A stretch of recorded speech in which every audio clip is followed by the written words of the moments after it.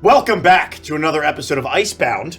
We would absolutely love it if you'd like this video. Subscribe to our channel and check that bell so you never miss an episode. And of course, while you're doing that, I'm going to read some comments from last month's episode right now. Comment number 1, and also 2, 3, 4 through 99. Me. Yay! Finally, Queenie is back. Me 5 minutes later crying. I'm not crying, you're crying. Sad face. And 18 million variations of that. So I want to give an extra special shout out for Nikki for doing such a wonderful job. Yeah! Give it up to Nikki. You too, Derek. Well done. Thank you. Comment number 2. Wonderful storytelling as always, Derek, but also screw you for throwing my heart into a paper shredder. That's fair. Comment number 3. It's such emotional whiplash. Oh, damn it. No, I really fucked this up. Hold on. Uh-oh. This is a long comment. Oh no, I fucked this up. This is a long comment. Comment number 3. Mikey should do the worm and a backflip. I saw that comment. And as always, make sure you leave a comment below, and maybe next month yours will be read. I'd like to formally apologize to everybody. In the meantime, if you'd like to support the stream, we got a few different ways that you can do that. You can become a channel member right here on YouTube. Also, double check your subscription status, because, you know, sometimes you think you're subscribed and you're not. So check it. You think you are, but you're not. You're not. Also, go check out our merch shop. Got a lot of really great stuff at adventures.com/shop. You can become a patron over on Patreon. So much amazing stuff that you can only get over there now, including live Adventures and Chill. It's the only way. You got to be a patron. You can also check out thecrookedmoon.com to pick up your copy of The Crooked Moon today, as well as find it on D&D Beyond in 2 parts. Bundle them together and save $10.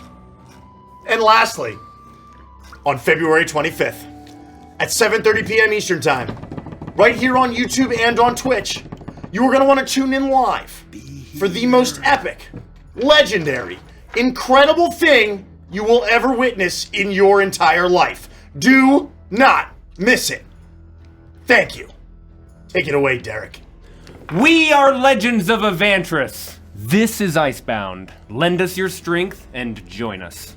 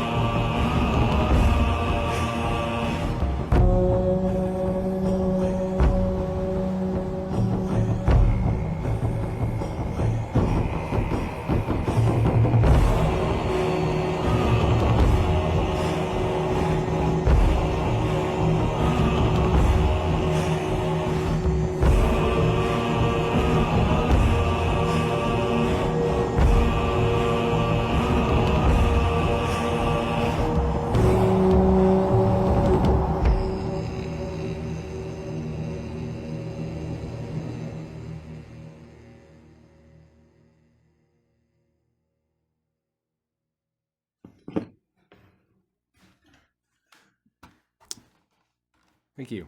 Thank you, air conditioning. Thank you.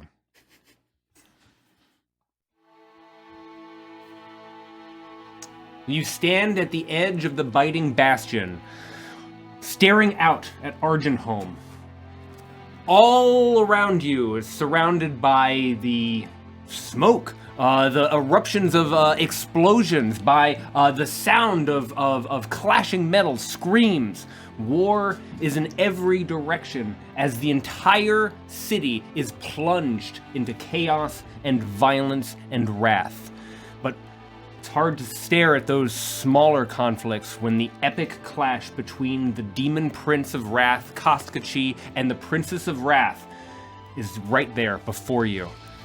Just across the bridge, about halfway through, down that long stone bridge that connects the Biting Bastion, this island fortress surrounded by a frozen lake within the center of Argentholm, is massive ancient white dragon clashes with the malformed giant wielding his huge warhammer, smashing into each other.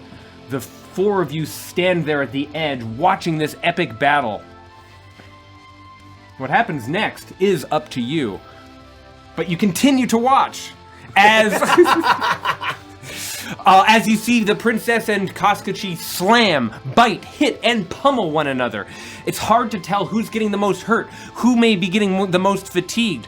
You watch as Koskachi reaches around the dragon's neck and begins to choke her, slamming her body down again and again into the stone, and pulling her up, almost seeming to twist or break her neck. The only way she can escape is to transform. She bamfs out of her dragon form, dropping down to the ground, running around her and returning to her dragon form, clawing up his back as they continue to wrestle and slam into each other. The princess, having shifted into her humanoid form, escapes this grapple and lunges onto his back. Koskachi hurls himself into the air, crashing onto his back, slamming the princess down between his body and the bridge. All at once, aid arrives for the princess. Some of the few members who have been able to keep their heads fly down, allies to the princess, attempting to help those that they serve so loyally. A group of the Ivory Clutch. They get a little too close. Koskachi grabs one in midair and just slams the creature against the body of the princess, who explodes into viscera, clearly wounding the dragon, who explodes like an engorged mosquito. Koskachi roars, and the soldiers themselves spin in the air as they turn on each other, suddenly filled with the wrathful emanation, this wrathful presence of Koskachi. You four stand there watching this violence, this fight. You can't hear their voices. All you hear are grunts and roars and screams. And what do you do next? I am leading the charge, screaming. But I would love to, if it's possible, as I have said some cool ass shit, and I'm leading my friends for perhaps the final fight of our lives. I would love to at least try to get some sort of opportunity, knowing killing sea monsters for much of my life, understanding that when their visibility is low or when you're out of their blind spot, trying to at least for our first strike, for us joining the fray to be a very impactful one. To be unseen, to then lunge out and try to hit a point, for me to try to climb onto the princess's back, injure her in some way, for all of us to be able to do that. That is my intention as I'm leading that. I don't know what everyone else is doing. You are racing out from the center ward of the Biting Bastion. You are crossing the threshold of this massive gate and beginning to cross the bridge. It's probably a few hundred feet from where you are, where the actual battle is happening. It's this massive, wide stone bridge. There are pylons that sort of dot either side, old forgotten statues of the Silver Dominion, and you're waiting for that opportunity. Do you wait until perhaps one has the upper hand? Do you get closer? Do you try to sneak forward? You are very much in the lead, but before you can get much farther out onto the bridge, you hear this whump, this sound of crashing, and a body slams down next to you, the body of a Goliath. Not oversized like the ones that you had fought moments ago, but a body nonetheless. And looking up to the top of the wall that surrounds this forehead, you see two figures peeking out and over. Surely enough, you see the face of Daisy and Ket Rastine staring down at you as having felled one of these Goliaths. Daisy waves. I am Lady Rage! I'll kill them all! Every last one of them that stands in our way! Time to put an end to all this! or the end of us. It matters not, but it will end. As I'm just going to basically try to get the high ground and leap to these fuckers. I'm just charging in. I'm not waiting anymore.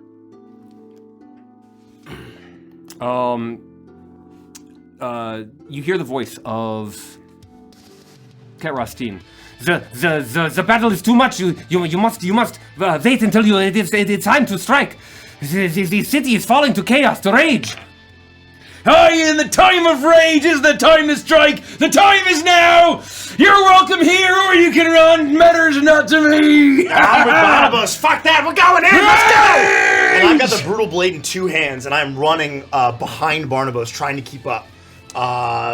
Filled with renewed strength and fire, seeing Daisy and all of this amazing stuff that's going on. Your two allies watch as you all race away and down the bridge.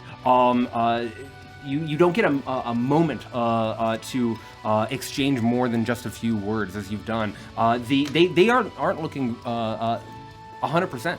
They both look a little rough, probably having engaged in some of the fights with kobolds, or as you might imagine, one of these Goliaths just now. But you're still freshly wounded from what happened at the top of the Biting Bastion, and you are racing forward. Not me. I'll turn to Ket, and I'll just say, I follow my chieftain. And I'll turn, and I will follow behind if we're running in. You hear a voice, but it's impossible to catch. Ket Rastin making a comment to Daisy. I'm all in. I'm locked in with Barnabas. I mean, he sounded the war cry before we even hit the bridge. We're charging. Okay. It takes a number of bounds, keeping up with Barnabas as you continue to race across this flat stone bridge, which is shaking from the conflict, the combat that is happening before you. That you watch as the princess takes a hard hit to the face from Koskachi's warhammer, who is visibly stunned by the powerful blow. She turns and spits in Koskachi's face. His entire head is hit with snow, and then emerges this massive orb of ice. You've seen this once before. Damn. But this is not. This is not the size of the ice that killed the captain. This is a whole helmet of ice, the size of a boulder, that is surrounding this massive giant's head. He reaches up to smash it with his warhammer, but she has gotten the advantage. She bites down onto his wrist, and his warhammer falls to his side. He immediately begins to suffocate. You are continuing to race forward, trying to close the distance as quickly as you can, but the princess bites down again, and it's enough. She is able to free herself as he continues to stumble, pummeling his own head, pummeling his own face, trying to free himself from this icy prison so that he can breathe again. The princess swoops around and finally gets enough leverage. She pulls up the back, her back legs, grabbing the front of his chest and driving him into one of these pylons. You watch as the silver statue of one of these ancient silver dragonborn drives its way into the back of this great demon prince and impales him, pushes through and out his stomach, out through his chest. You imagine that he must be screaming, but you hear no roar. Damn. Koskachi continues to grapple both at his head. He's able to finally break free, and you hear the few choking gasps of this demon prince as the statue is too slick with blood. He tries to pull himself off before dropping and falling limp, hanging off the side of this massive bridge, and the princess roars in triumph. Holy hell! I'm running, but I'm screaming. I mean, this is insane. What is happening? We all kind of stop for a second, and then we keep running. Hey, that's one down, lads! This is it. This is our moment to fight. Is easy, half the battle. Before she can rally. You finally make and close the distance, and she turns. You! I am free. Kostan is dead! Don't get in my way. Is it clear that you are not stopping? That there is a fight at hand? Yes, I would say. I'm gonna say absolutely. You're screaming. I'm following Barnabas. You're running. There's no way Barnabas. Weapons I'm following wielded. my chief. You Words are are nothing but flying wind forward. at this point. We're Words are sailing. wind. That's right. Yeah, Words are wind. wind. You ride the rush of emotion, the rush of vengeance in your heart, and you fly into, not literally, but metaphorically, you have the energy of flying as you crash into the princess. I need everyone to roll for initiative. I think I have advantage on these. You are. Yep. Not great. Not great. Not bad. Not bad. Let's find some music here. Yeah. Not a bad stat. I don't think I ever We're gonna have to make a little map here. Yeah, you can sit in my seat. But- I need to grab Oh, some thank here. you. That's very kind. I gotta remember all of my features. We leveled up. If you Yes. have a new feature from leveling up, because mine is very good. I got 6th level spells, and I prepared one. Put I yourself think where you Barnabas want would be in the to. lead for You're- sure. Scrim probably hot on his heels. As close as I can be. You want to the flanks? Yeah, we'll be kind of like, maybe like here, you know? I would say that the massive body of Koskachi is still on the pylon closest to Richie on the other side of the bridge. And why don't you go ahead and put down This one over here? token? He's right next to us? Holy. Are you kidding? Wait, where is... You said Wait, right in front of us? probably like way back here. I would say you're count out 5 squares, and she's 5 squares. 5 squares. Right there, right there. Yeah, perfect. What is a bridge? We should do Yeah, this you got way. it. You got it. Oh. All right, guys. We're in a little bit of trouble. We're in a little bit of trouble. Oh, man. Uh-oh. That's a big dragon. It is a big dragon. That's a big dragon. You watch as she roars and rears up, taking her full height, standing tall, her massive wings stretched out from either side of you. As you approach, it's already frigid in the air, but getting this close to her in her full fury and in the blood frenzy that she's just experienced, it is bitterly cold. Your hands, your face, your eyes go numb as you get within the emanation of this massive ancient white dragon. I need everyone to tell me what initiatives you all got. 20 to 30. Not this guy. Not me. No way. No way, not ever. me. 20 to 30? 15 to 20 19. Oh, who wants to go first? I think should it's probably- obvious. I think it's obvious. Who goes first? Yeah. 10 to 15. Me. I got a 12. 9. Wow. Okay. Good for you. What? Does that work? Oh my god, I do get spider climb with this feature. Oh, I was wrong. Let me just quickly double check something. Wow, that's crazy. Great job, Dan Dillon, on the Beast Barbarian. Take a real quick, another quick break while I get this set up. I'm all Apparently, set. I'm all no. I need Oh, like you 5 need seconds. full I need subclass. 5 seconds. Yeah. Little break. There we go. We're all just getting prepped and ready for battle. We haven't had battle in 2 weeks. Oh, we're moving around. Okay. No, it's for some reason it's coming through his video capture device and not map camera, so I need to go. Oh, it's also coming through in a much more horizontal view than normal. Or No, is that's normal. I need to crop it over. okay. We're gonna take a second. We'll vamp. Man, so where is Koskachi? Koskachi's body. He's is over on, here? on the pylon closest to Richie. Oh, he's over here. Closest to Richie. To Richie the human. Oh. Like Finn the human. I oh, can't. not Yornir. Yeah. And not Yornir the I furball. can't. Yeah, I can't separate them. I can't separate them. His legs are on the actual. Well, for your imagination, his legs are on the stone, and it's going straight through his like chest, just under the xiphoid chamber. Oh my god, the xiphoid chamber. Exactly right. And then his arms like splay out, and it is a couple hundred feet down to the frozen lake below. This is a very, very, very tall bridge, and he's just being blown in the wind. All right. Thank you for your initiative. At the top of the round, there's a massive explosion, for lack of a better word, a burst of cold that waves out from the princess. I need everyone to make a Constitution saving throw.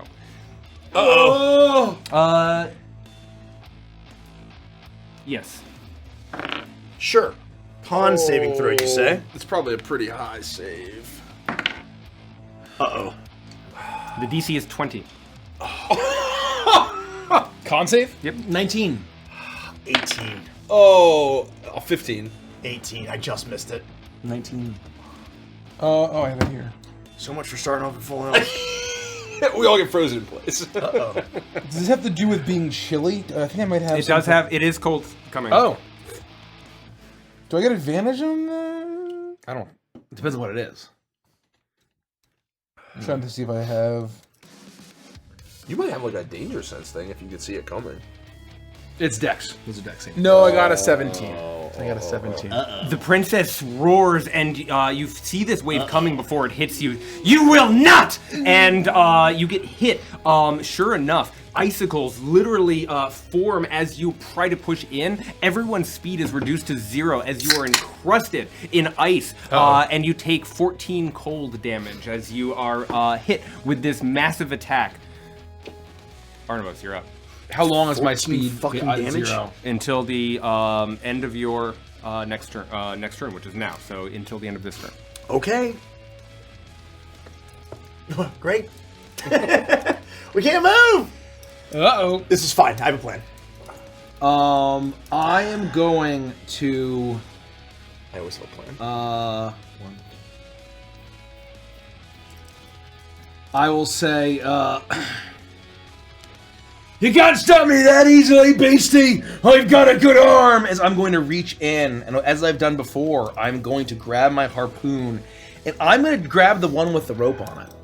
And I'm going to try to throw it at her. Okay. And I'm going to do it, let's see. That is a 19 to hit. Just hits. Just hits. What? That's no good. I am going to deal. I can brutal strike with a javelin, right? Because it's strength. I believe One strength so. based attack. I believe so. Yeah. Checks out to me. Okay. Cool. With me. For me. So, that is. I'm gonna deal that. I think a javelin is 1d6. Here, let me.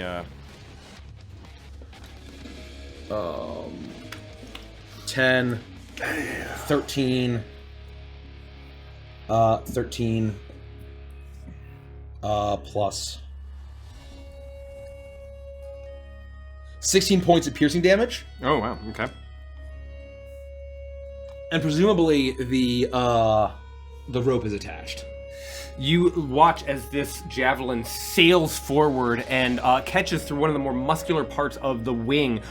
She continues to move and it waves back and forth, but you're able to keep a strong grip on the other end. And I would say that you've effectively anchored, or you are the anchor to the Princess of Wrath. It's badass. Oh, I am going to.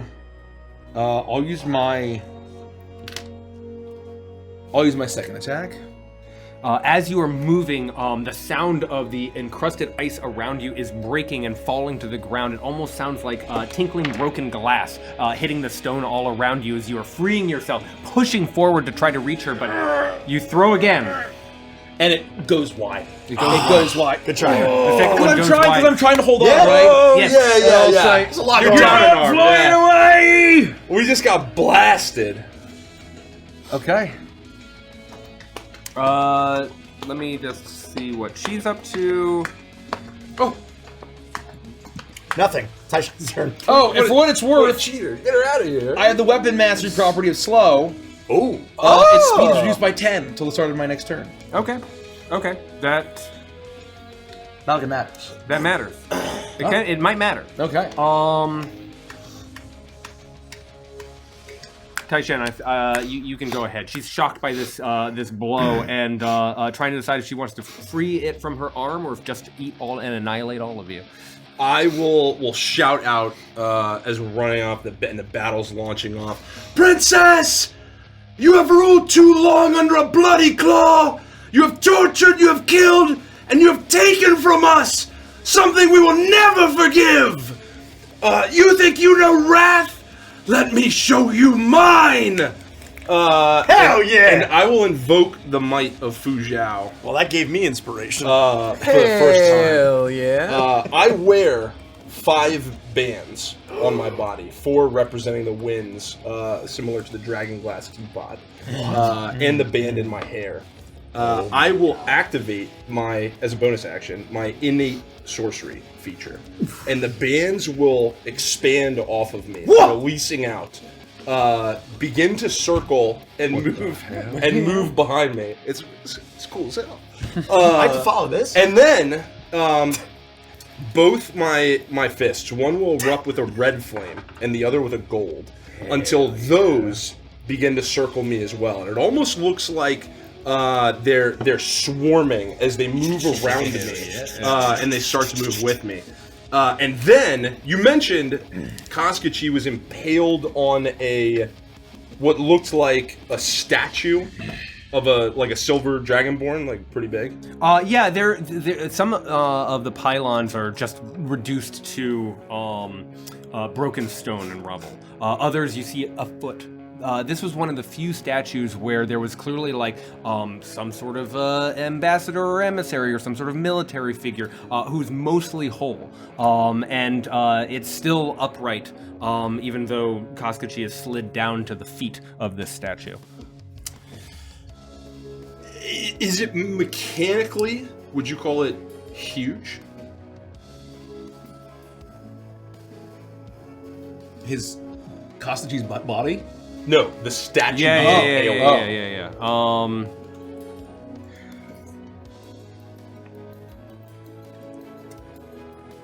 Presumably Koskachi's gargantuan as well? Yeah, well, yeah. I He's just quite mean large. the thing he's like pierced on. Yeah, I would say that it would be huge in a vertical sense, right? It's not super girthy and round, right? But like it is. It's got length. Yeah. Got you.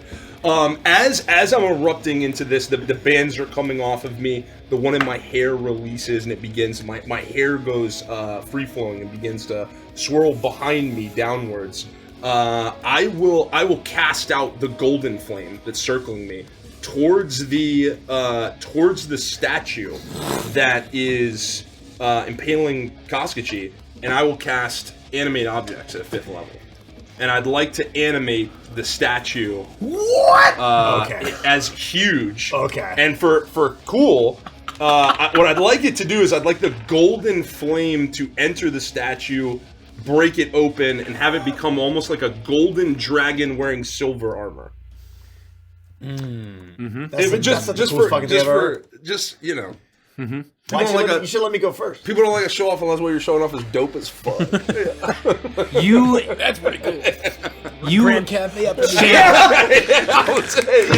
You channel the power of Fu Zhao, feeling energized in a way that you've never felt. The rush of battle, the rush of this moment, the rush of what has happened to your friend, all flowing through you, and you pour this almost like molten metal. The fire starts to ripple down the figure, affecting just the skin, the hair of the hands, any exposed flesh beneath panels of silver armor. The union of what once was the Silver Dominion, so destroyed by the princess, and Fu Zhao, the golden dragon who is your progenitor, fuse and forge, and you watch, all of you, as all of a sudden this statue effectively comes to life. Hell yeah. And steps out of the body of Koskachi. And how does all that work? What happens next? It becomes a minion that will act for me, presumably after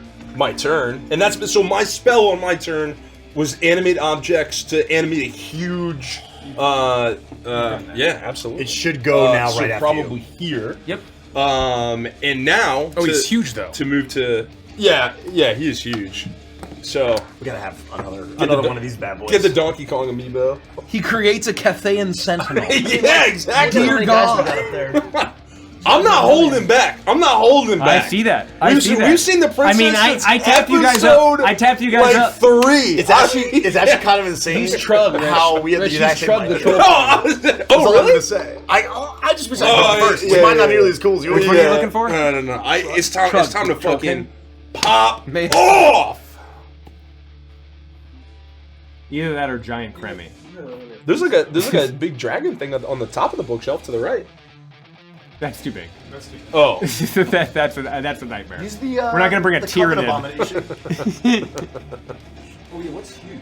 This is large. Oh, jeez, bro, I don't know. That's crazy. I don't have a huge token. Yeah, a Fomorian. Sure. That's bitchin', bro. Okay. Yeah, these were once monuments to the height of the Silver Dominion, That's an empire, badass. an empire of creatures that ruled all of Drakkar. And you watch as this majesty suddenly comes to life and jumps down onto the bridge below. I don't know if it had a weapon or something in it. I but- said it was military-esque. Oh, yeah. So, what does animated objects do in terms of damage stuff? So it will. Well, so it will. It brings it online. It basically will get a. It will have one hit. What type of damage does it do?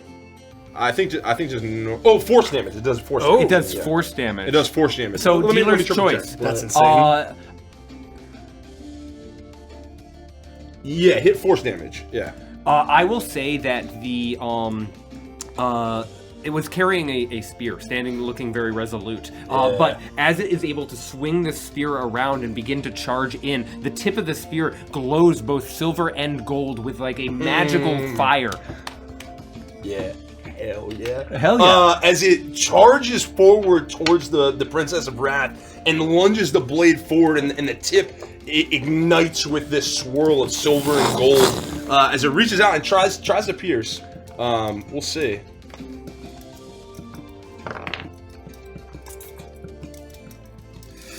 $16. 16. The Let's twist AC it. is 19. I don't think. Yeah, I gotta do gotta it do it ahead of beforehand. time. Yeah. It's all right.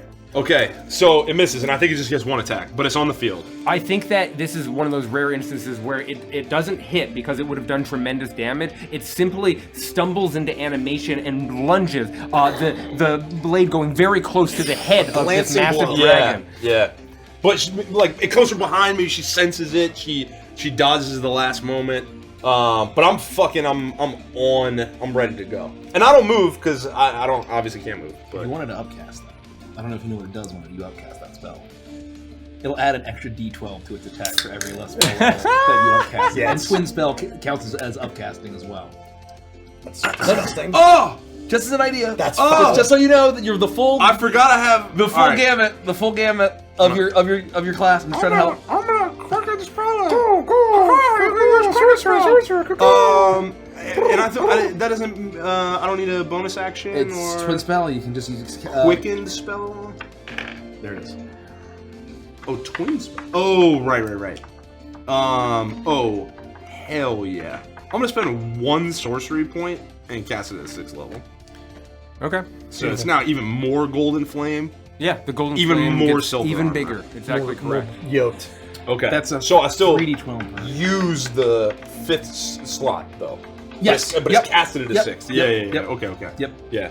Hell yeah. Sheesh. Trying to help you out a little Yeah, bit. no, Oh, my thank boy. you, thank Oh, you. my boy. No, I have so much fucking meta magic now. Is It's this, like I have like is 8 this of them. effectively a creature now? Yeah. It's targetable. It's like a creature on the field of battle. But it has bonus actions, reactions. It's like a. It should. It only has an action, but I guess I don't know if it has like. if it doesn't have like a stat block. It does. It has a does. stat block. It has like It should be able to take attacks of opportunity. That's what Yes. I'm, Yeah, it that's should what be able to. I'm leaning towards. Yes. If it can take attacks of opportunity, now's the time because the princess leaps forward in its in her fury and lands directly in front of Barnabas. Oh boy. Really? You're not gonna let me go first? I'll take a attack of opportunity. Hell yeah! and I'll twist it. 5 times seems crazy. I don't know how many twists you have. Yeah, We've just only one. got 14. Like one? Just one twist? Give it one twist. Oh! 24. Beautiful. All right. He is able to miss the first time, but comes around with a slashing blow and strikes against the unprotected back of the Princess of Wrath. Holy And then what shit. happens? She's She about to takes take damage, some she takes force damage. damage. No, I mean, like, what's going to happen to us? That's a great question. Here, I put the stat block in the chat. Oh, okay. Thank you. I had something pulled up. Thank you. Oh, nice. Oh, I love the senses. That's so good. +3 plus your spell dex, so. Wow. 13, 15 plus 8. 23 points of force damage. Hell yeah. Let's go.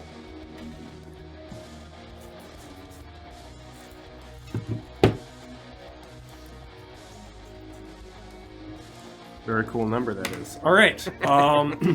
The Princess of Wrath lunges forward and is able to make a swipe attack. She attacks and targets Barnabas for having gotten the jump on her.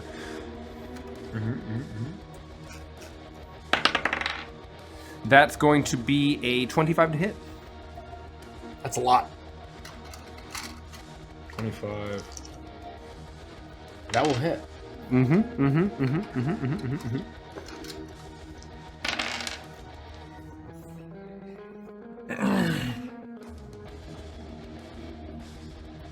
17 slashing damage plus 7 cold damage hits you as these massive talons come flying down and crash against you.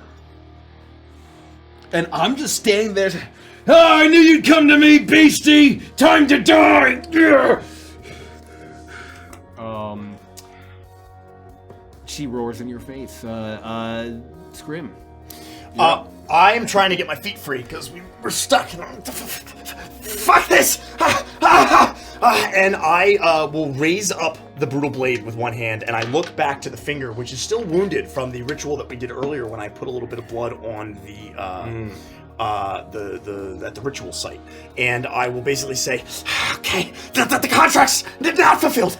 You're not gonna let me die yet." And I will run my finger along the blade as the blood that I leave on the blade begins to boil and smoke, and I will say, "Get your dinner!" As I will cast my 6th level Mystic Arcanum, which is a Summon Fiend, and I will attempt to summon Graveyard Jack, who is a large spectral hound. You'll hear this horrific baying of this creature, initially far away, but then it comes closer and closer and closer until the creature materializes. That will be my whole turn, and it will get to go directly after my turn. There's this this all happens very quickly. As you run your finger along the blade, the barking starts off very quiet, and it's almost impossible to make a distinction between the warfare that surrounds you, and you almost watch as in between buildings, hundreds of feet away, you watch as this smoke spirals through alleys and streets and through windows, before all of a sudden, it zaps to your side, and you suddenly, your mouth waters, and you have the taste of blood in your mouth all of a sudden. You look at the now enhanced Graveyard Jack. His belly is gorged. He has clearly been feeding on the combat in all directions, and with the sudden proximity of your bond being what it is, the taste of metal fills your mouth as Graveyard Jack enters the fight. This creature has multi-attack. It gets to make a number of attacks equal to half the spell's level. It's level 6, so it gets 3 attacks. The first attack that the beast will make is gonna be a miss on the first one. AC's 19. Yeah, but every time it makes an attack, whether it hits or misses, it can blink 30 feet. So it bursts into a puff of smoke, and then immediately reappears behind the princess, attempting to find another open spot to take another attack. That's going to be a hit for sure. It'll do 8 plus 9, 17 points of slashing damage. As again, it bursts into another cloud of smoke and then reappears again on the flank of the dragon as it makes its third attack. I love howling and slavering all along. That's going to be another hit. It's shadow stepping with no cooldown. For another 15 points of damage, which is a total of 32 slashing damage from this creature. I need a calculator. God damn. Barnabas, Taishen, and Yornir, you all notice that Scrim's breath has become ragged and more fierce, and you can see that I'm drooling a little bit. I'm baring my teeth as I'm trying to pull my feet free. And that is me and Graveyard Jack's turn. Awesome. That's right, lad. Rage. You are all raging, and Graveyard Jack is more than happy to bite into this. It is wild to see such a massive creature get bit at so aggressively by such a, in comparison, small creature. But you can see pounds of flesh flying out and hitting the ground as Graveyard Jack able to make good work. Get him! Get him! Taishen and I were out for fucking blood. Yeah, seriously. The beasts are off the leash.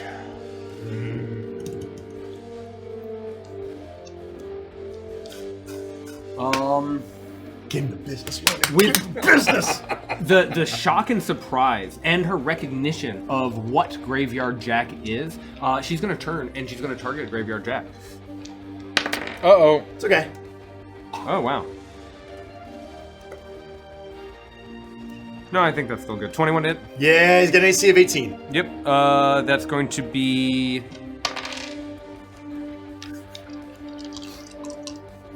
19 points of slashing damage and 9 cold damage. That's a total of, what, 8. 28? Okay.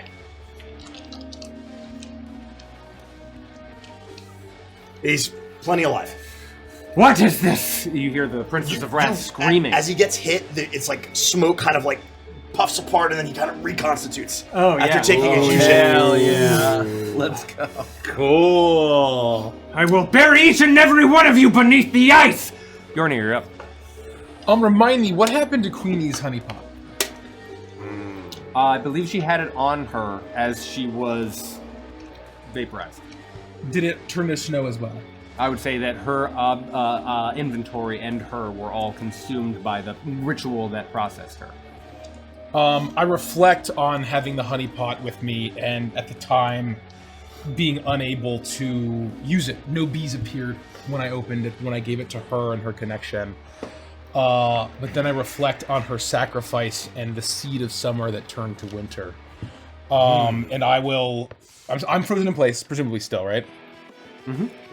I will... It's a momentary freezing, right? Just till the end of your turn. Once you move an arm, you're able to move an arm, but it takes a moment to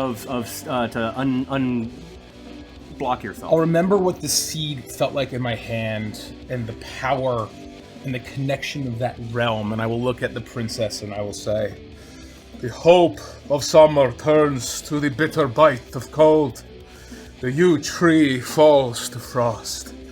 But the wheel of time takes its inevitable turn, and the holly tree falls to the wrath of summer."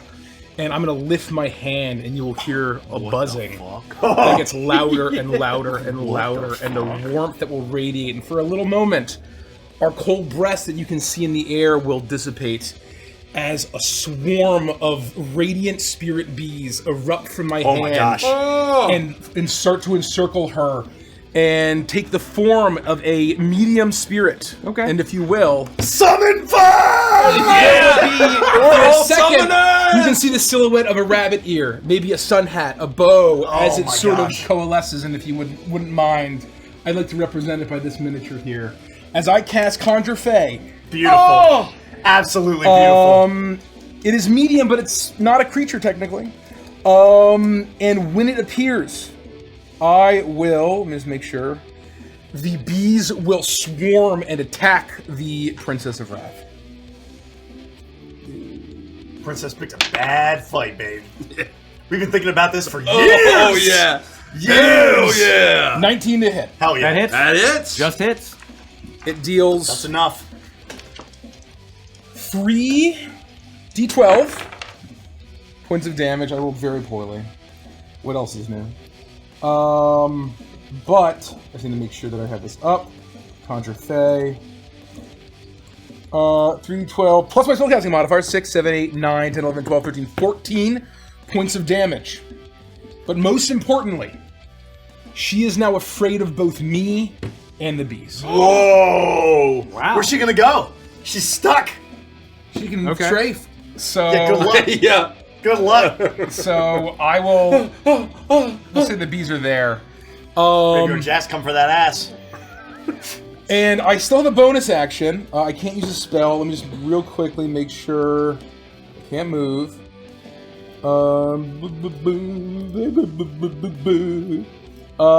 That's my turn. Well played, dude. The princess is very quickly overwhelmed. She was already bloodied from her clash with Koskachi, and she is lashing out in all directions. Is the swarm a targetable creature-y thingy? Or is that a representation? It is a medium. It's like It is spiritual medium. weapon where you can't like It's a medium hit it? creature. It's a right? medium. It's a medium creature. Interesting. Does it have hit points? What are you not trying to tell? I don't think so. You don't think it has hit no, points? I don't. Wow. But I don't know if she would know that. Right. But it says it is medium. If you want to look it up, That's interesting. Let me just look at reach. I've literally never used that spell before, so I Conjure don't know what Fey? it does. Yeah, Conjure Fey. It's not like summon. Oh, it's not Fey. a summon Fey. No, Not it's anymore. Conjure. Oh. It's different. Interesting. Because when So you maybe first it's said it, just I a was like, specter. oh, don't you mean summon Fey? And I was It like, no, is it's Conjure. medium. It's a spirit. It's there, and it's a medium spirit. It's a swarm that's taking up 5 feet. And there's a bunch of bees. With the sudden appearance of a massive silver dragonborn, with the sudden appearance of Graveyard Jack, with the bees all arriving, the four of you, though she towers above you, intimidate the princess. And with this sudden show of strength and this onslaught, you see for a moment a sight you never thought you might see, but a hint of fear in a dragon's face as she looks all around before she holds herself and reaches forward and starts slashing at all of you in a frenzy. Taishen, a claw flies in your Disadvantage. direction. 25 to hit. Disadvantage. Disadvantage. Are all of these going to be disadvantaged? Yep. Oh my god. That's going to be a 23 to hit. Wow, that's still pretty good. Claws flying at me? We're going to JV stop. You know what to do. We're going to no diff. I We're gonna no diff will- this princess. I'm Wait. sorry, 22. Does she move up to him, or does she have reach? 15 feet. Okay, you're good. I can Yeah. do something about this. Can you? He can increase I his tapped AC you to to 40. In response, I 40. tapped He two can blue increase his mana. AC to 40. Yeah. I use with everything swirling around me. Yeah. The spinning flames will move in front of me, taking meeting the claws. It's almost like the flame hardens into what almost looks like a golden scale as I increase my AC by 4. D.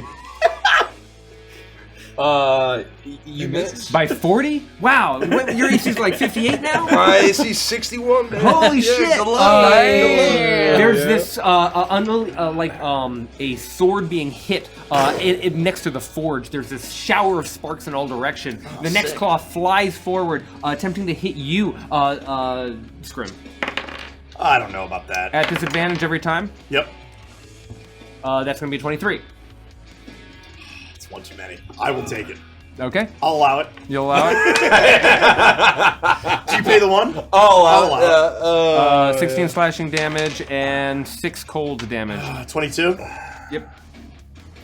That's unfortunate. And then disadvantage coming your way, Yornir. That's going to be a I think I saved my hit 21 points for the last to fight. That hits. Ancient White Dragons, everybody. Ancient White I'm getting Dragons. fucked up. 15. I'm not. Must be I'm nice. doing fine. 61 15 slashing AC. plus 9 cold damage. Okay. Okay. How much slashing? 15. 15. Yes. 1-5. And then, let me just roll this. You watch as she is She rears back in a panic. She remembers that is who she is, and she wells up, and you watch as this surge of blue and white rises up from her belly into her chest and throat. It's very clear that she is going to unleash her cone of cold, her breath weapon that she's able to do, as you all four stand in such a nice tidy row for her. Top of the round. Yeah, not anymore. We ain't frozen no more. Move! Move! I'll look around, and if I could use my free object interaction to kind of wrap the rope around my arm, on my one of my arms. Okay. Get the fuck out of Dodge! As I will look up at her, I'll look around at all the creatures that they've been summoned, and I'll say, "Hi there. There's the fear I've been waiting for. At the end of all of this, you're still just a beastie, backed into a corner, just like everything else I've killed. You demand that we be called the Icebound Castaways? That's a stupid fucking name.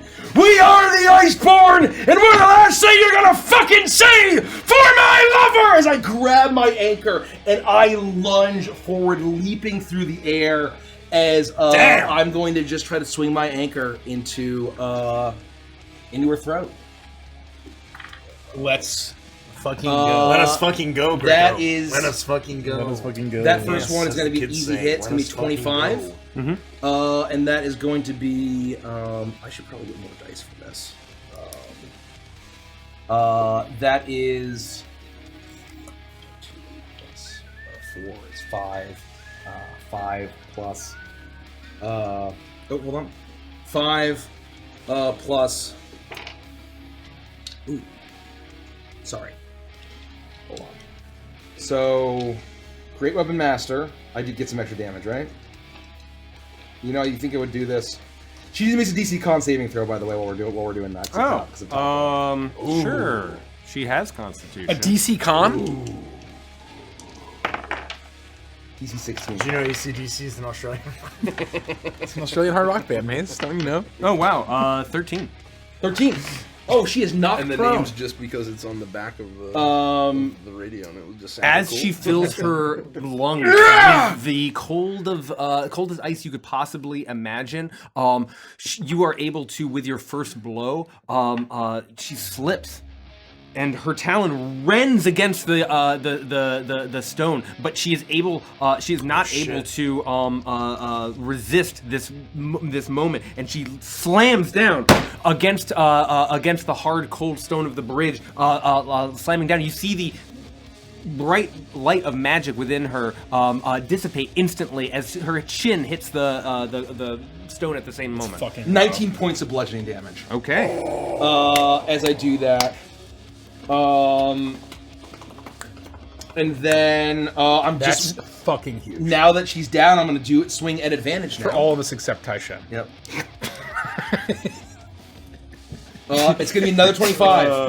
Okay. As I am going I'm to, gonna give her the red smile here in a second. Jesus. I'm going to move around her. I'm going to move around her, Weebs and over I am here. going to swing in and smash into her as well. And I'm going to just... This hothead out of here. 7... My animal instincts are telling me. 17...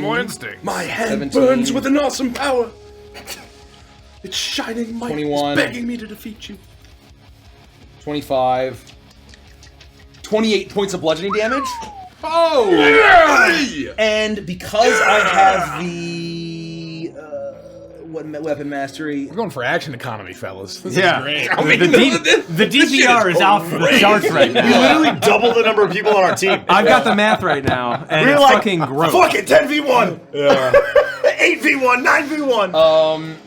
And that is my turn. As she knocks down, and then I'm going to, because I actually don't have the push, I have topple. I'm just gonna stay here. Actually, I'm gonna move here because it's a cone. You said a cone, and I'm basically trying to. I was gonna try to push her back, but I don't think I have that option. I may have some special custom anchor, but I don't remember. So I am just going to take it, and that is my. Yeah, that's it.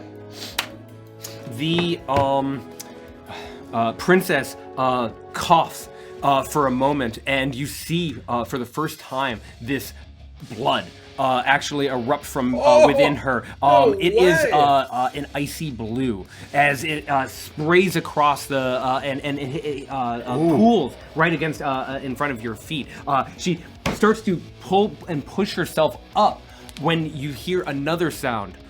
Seek this! Oh, fuck! I feel like this is Mikey's fault. There's a shove. He spoke this into existence. I'm going to ask you to push the The animated statue of the Silver Dominion over all the way to the other side of the bridge. Oh! As all of a sudden Koskachi, the demon prince of wrath, raises up. Whatever was in his stomach that was keeping him dead, having regenerated, his stomach is now completely free of a hole, and he is back to his... That's what it says on the tin. That's right. His massive beard, his deformed face. You now get the first true close-up look at this monster. He is bald. His face is insane. He's huge eyebrows. His eyes glow with this icy white energy. He's almost entirely bare-chested. Huge, rippling muscles. Any wounds or injuries that the princess may have done to him, you watched as she bit into his arm, and scraped against him, seemed to have closed in this moment. Seek this! It is now you to learn what I am called, the Deathless One! Ah, fuck. And she rears back and is pulled away from all of you as he grabs her by the tail and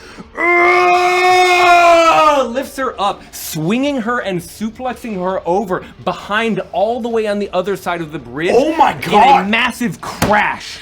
He reaches down, picking up the massive warhammer there, and slams it down. You will stay put, woman! And crashes down into her. She is stunned from this attack and is unable to hold on to her dragon form. She falls down into a human form, and he lays the warhammer down on top of her. Before rising it up and slamming it down first time. Rising it up, slamming it down a second time. Oh my God. You assume that she must be destroyed as he grinds it down into the stone, and you hear the sound of chains. He turns and he looks at you. And now... Blood boils. His face is full of a wrath that you've never seen. Wrath in its purest sense. You join her! He bashes the ground and races forward. Koskachi has entered the chat. Station! New fucking plan!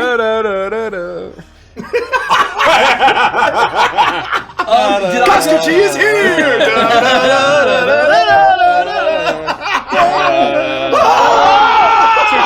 She's gone. She's not even a dragon anymore. Oh my God. That was like her human form. She's fucking bashing into the ground. Wait, rushes forward to where?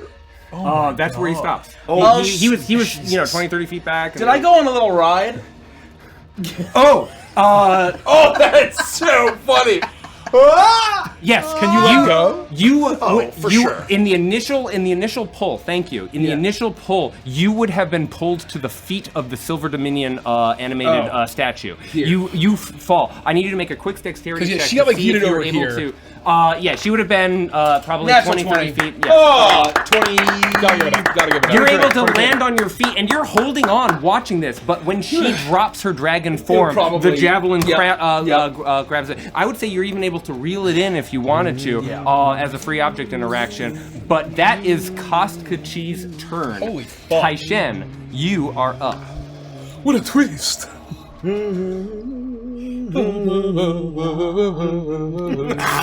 think Taishan. Oh, fuck. We can't hold anything back! I will move. Did we all take damage after we cast our spells? Why? She attacked us all, right? Yeah. Oh, I didn't get Concentration. hit. I didn't get hit. Oh, I do have to roll Roll concentration. concentration. Yeah. I got, how much did I get hit for? 26? I'm good. So I need 13. Yeah. Yeah. I have advantage on Advantage concentration on saving that, throws. That's plenty. That's enough, even though I get 2 rolls. Yeah. Yep, we're good. Let's maintain the game state. No, thank you for reminding me. I'm gonna start running 15, 20, 25, 30, I think. And as I move, I'm gonna start just like firing out blasts of flame as the red flame that's circling me will start blasting out small orbs as I cast Scorching Ray at a 4th level. Ooh, that's pretty good. And good news, everyone. Because I have activated my innate sorcery, I'm at advantage for every spell attack. Oh, damn. So Holy shit. this, I believe, is 5 rays. So I'll roll 10d20. Whoa. 23. Do we know his AC? 23 hits. Okay. 24. That's good. 19. 19 is not enough. Wow. All right, so that's 3 of 5. 21. And it's We know, so it's minimum. So it's 20. You know it's 20. yeah. Yep. Yeah, that's deducible. It's 20. And 26. You have 4 hits. That's 4 hits. That is 8d6. It's a goddamn fireball. Nice. And what I'm gonna do is this. Plus, and it probably doesn't add my addition to each ray that hits, right? It should tell I'm you not the getting spell. plus 10. Yeah, you're probably right. What do you mean? No, each ray should It's its own, add it's its own thing. It should add its own. Yeah, it should add the bonuses. adds your bonus. Yeah. Oh, so each ray that Each one should So add yeah, your each spell one's an casting. If attack. it has some feature that adds your charisma modifier, then yes, it'll be each. Oh, instance of I damage. do have the first. Well, just the first. That's a spell that hits disgusting add amount of damage. 6. Add 6. Oh, then it's fire. just the first one. Yeah. So that okay. If it's the first, yeah. I'm just gonna roll all these at once.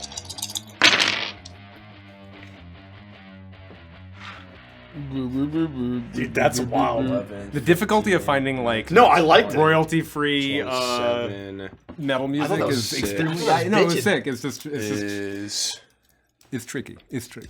27 plus 6, 33 points of fire damage. 33 points of fire damage.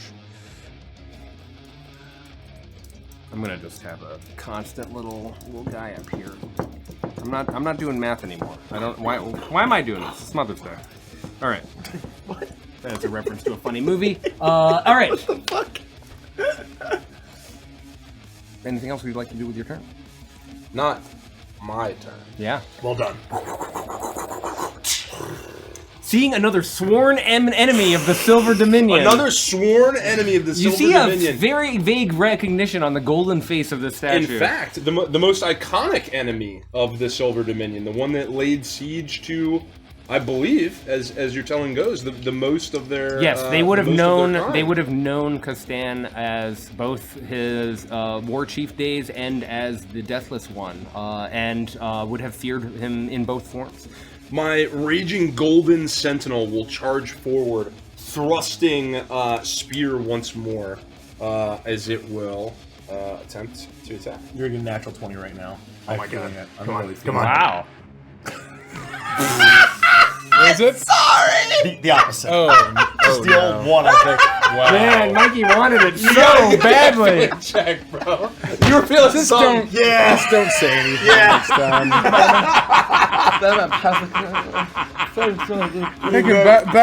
It's only coming up. Let me guess.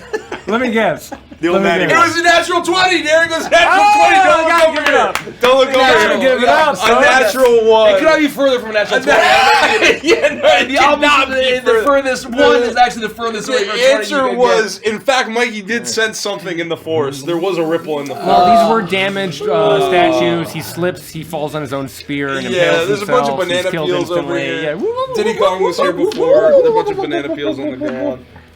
He misses for certain. For That's certain very and for true. Sounds like Cody for a now second. he passes his turn. It's very prog metal. I think. I mean, say, unless yeah, for sure. Well, I kind of moved a little bit, but I guess he could go like, you know. I think I was here. So he could go 5, 10, 15, 20. Is this thing like in my way? No, it's a spirit of bees. You can walk right through it. Okay. So what I'll It's try like a and do, spiritual weapon. I'm gonna try Yes. and get here Exactly right. and see Or, if I can kind of What's like that fireball guy? cut off Sphere of his fire. approach from moving forward. 3 beans. Good news, everyone.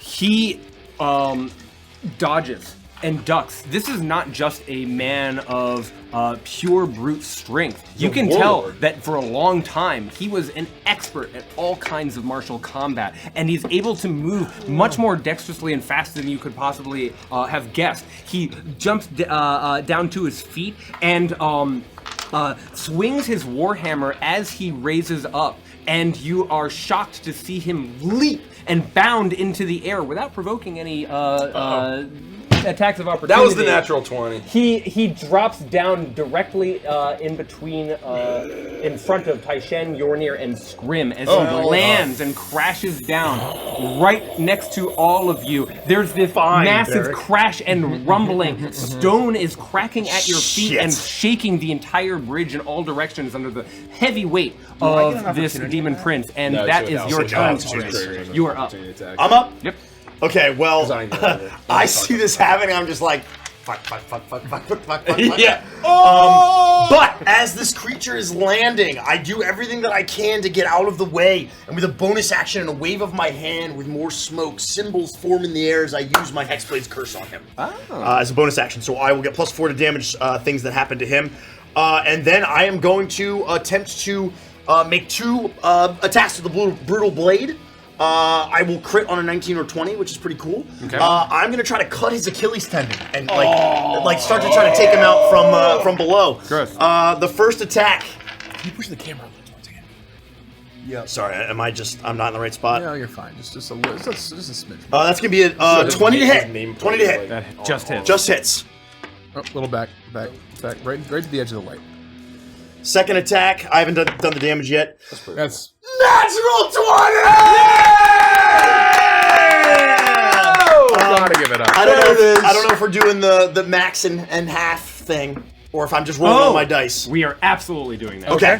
So, then to calculate the damage, it will be 12. for you listeners at home who don't know what we're talking about, we just recently Plus switched to 64. critical hits being max damage for the initial attack, all damage dice, and then you roll and add that on top. So if your attack was a 1d12, you'd get 12 plus 1d12 plus your bonus. And I get to re-roll any of the 3 It's and gross. keep the second because I get to You, gamble. your build is getting really foul. I love hex blades. I will choose to re-roll because I'm a gambling man, the 1 and the 2.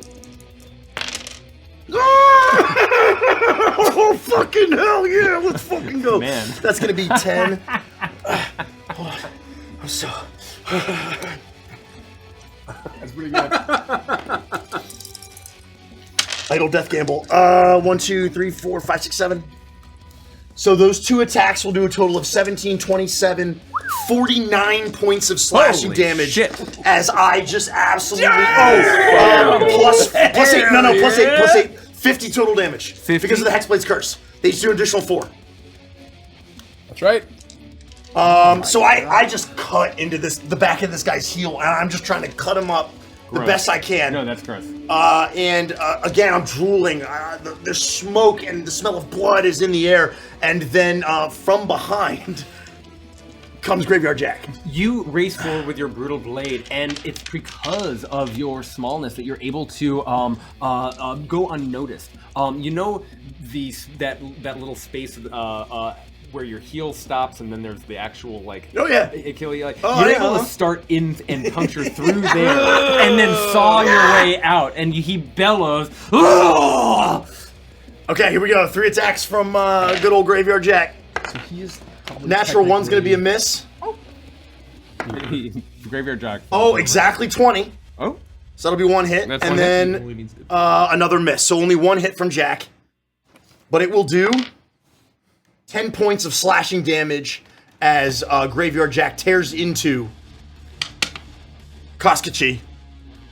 And while this is happening, he's bamfing all over the place. Smoke is going. The smell, the sounds of growling and snarling and ripping flesh. How much damage? Only 10 points of slashing damage because 2 of the attacks missed. What's the Yugoslav feature? It's the claw. It's his attack. Got it. It's the attack that he's doing. Is the Yugoslav one. Nice. The devils and the demons get more, unfortunately. Yeah. Yeah, Yugoslav doesn't get as many. But that's They're okay. much tankier though. They're much tankier. Nice. Hell yeah, that's what we want. I'm more HP. And Derek gave me a little something. Oh, shit. Derek gave me a little something. I don't spoil anything. To help round it out. Help me maximize a 20-foot cone to see if I can hit. I think it's just going to be Scrim and Yornir, but can I, You can hit Scrim and Yornir, or you can hit Yornir and Taishen.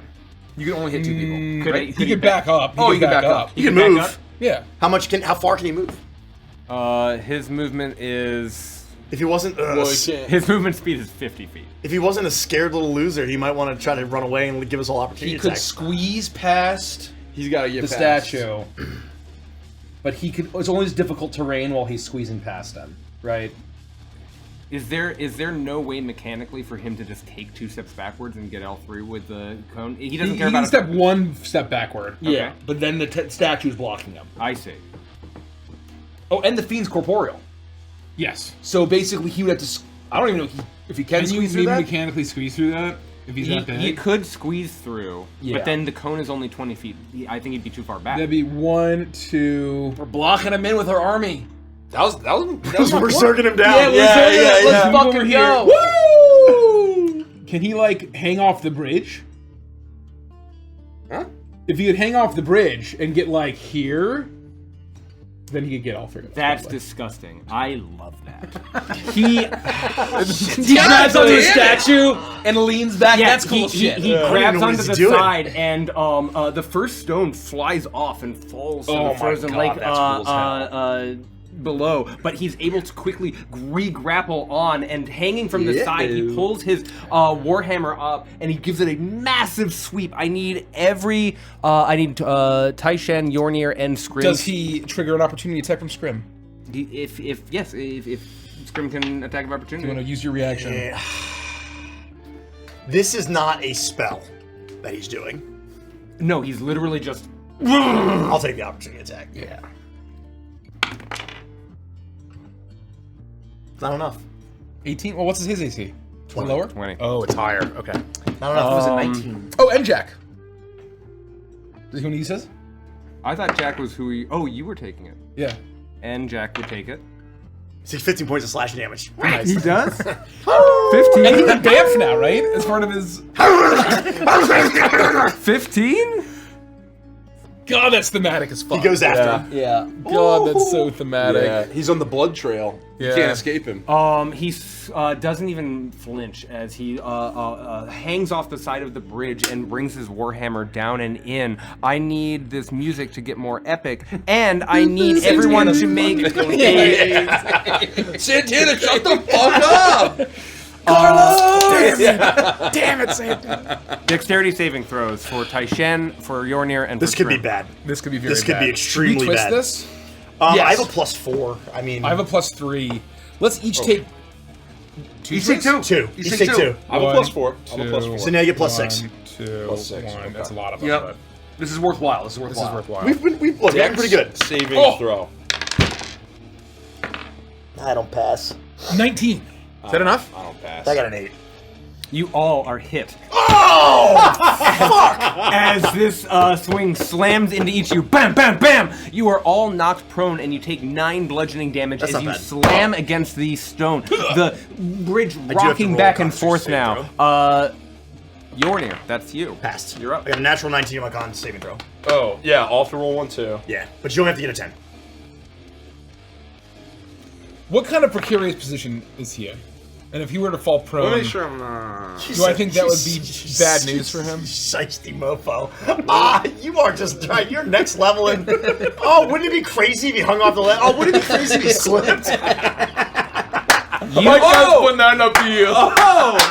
Look. Banana. Here's what I'll say. Here's what I'll say. Banana. It's, Banana. I've already said that it's a couple hundred feet down. You did say that. Wait, is he holding on? He's hanging off the edge He's of King the... Konging. It's pretty cool. I got all No, that is the coolness factor, not the smartness factor for the Prince of Wrath. I don't think I have anything to like affect constitution saving thing. Let me see. Hold on, this changes everything.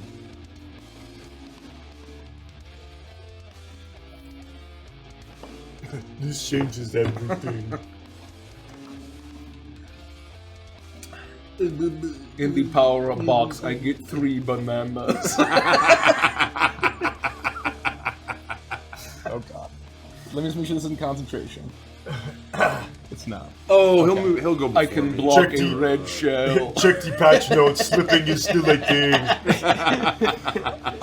First, the bees, still feeling that kind of this vengeful fury and heat of summer, Nice. is sort of swarming and channeling that connection to the Fae that I feel so closely to right now. First, I'll use my bonus action to make them just do a little attack. We'll see what happens. This AC 20? Yep. That misses. But instead... Okay, I'm good. I thought I just had to beat a 10 home and then die, but it's a con saving throw. Yes. I'm good. You need more than a 10. Oh, I need to roll for I rolled an concentration. 11. Oh, I'm good. Gee, that's why early on I took a feat that gives me advantage on Constitution saving throws for concentration. For Yeah. maintaining concentration. I was just like, this guy. I didn't realize So that important. it was a saving throw. Yeah. I thought it was just the die roll. No, you're good. Yeah. I'm gonna look up at him, and I said, you're all the same. You took my friend and you took her down. I climbed the mountain, and I turned around, and then I saw my reflection in the snow-covered hills. And then the landslide brought you down. As I cast Rock to Mud. As I target all of the stone I think that that is was a on. song. I think he sang Transmute that Rock. spell. And I'm going to transmute Rock to Mud. Presumably this is a stone bridge. Oh, yeah. Okay. All the stone in a cube there. Incredible. Becomes an equal volume of thick, flowing mud that remains for the spell's duration. The ground in the spell's area becomes muddy enough that creatures can sink into it. Each foot that a creature moves through the mud costs 4 feet of movement, and any creature on the ground when you cast the spell must make a strength saving throw. A creature also must make a saving throw when it moves into the area for the first time on a turn, or ends its turn there. On a failed save, a creature sinks into the mud and is restrained, though it can use an action to end the restrained condition by pulling itself free of the mud. If you cast a spell on a ceiling, the mud falls.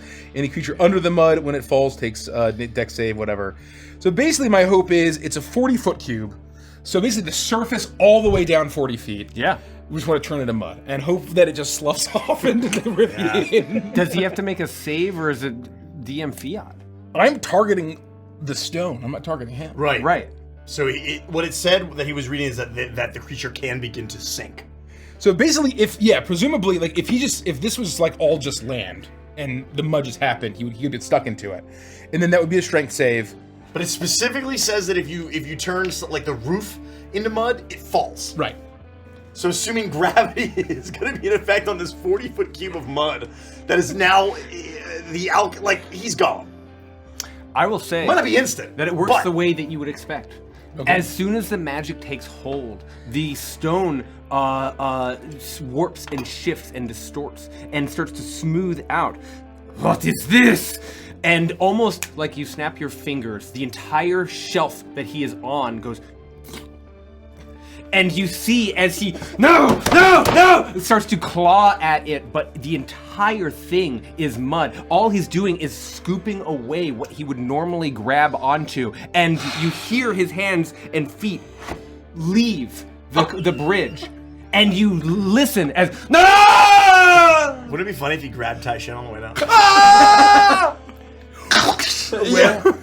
There's the a Balrog of sickening Moria! crunch, but it's very faint at the bottom of the frozen lake.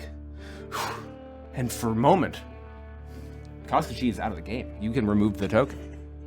I just stopped. There's like this weird calm, like everybody's kind of looking at you, and I look at you and I'm like, what the fuck, man? What was that? I'm gonna run over to the princess. You turn and you look at the princess for a moment, and you see that she's no longer underneath the hammer itself. What seems to be happening is the hammer is on its head, and the handle is upright. She is bound, and you realize her arms are behind her, just as he was when you saw him on your tribal naming day, when you were witnessed that ceremony. Her arms, she's struggling, but she's still clearly conscious. There's blood there, and she looks and she says, "Free me." When there is a massive crash, you all see in the very center of the bridge a massive boulder of ice crash through the bottom of the bridge, having been thrown by Koskachi well below. Blam! Stone blocks fly in all directions as the entire section of the bridge collapses, and you all begin to fall as Koskachi did. The entire bridge gives way as you fall to the frozen lake below. If you have your reaction, you may do something before you hit the ground. My reaction. I have my reaction. Before any of that, before we take any reactions, though, do we take any damage? Most notably, our summons. From the crashing explosion? Yeah. I would say that Because it does matter, Oh my god. especially for ours. All of it. I would say No, that it this just is not an starts explosive crumbling force. inward. Okay. I'm not going to make a dexterity saving throw or do bludgeoning damage from this impact. The ice hits and it almost goes up like this and then falls. Like a chocolate. When a mine goes off underwater. Yeah. Right? There's this massive like swell, and then all of a sudden you realize that you're falling and the bridge is coming out from underneath you. I have no reaction. I have a Mine is an reaction. opportunity attack. I got baited. Go ahead. No. I mean, Go ahead. I will. I can't do anything about this. I don't think. Let me see. The range is not that far, I don't think. I was just looking at this. I'm gonna cook. Oh, actually, maybe. I'm about to take 400 bludgeoning damage. Oh, you were here. It matters. You were like right here. That matters.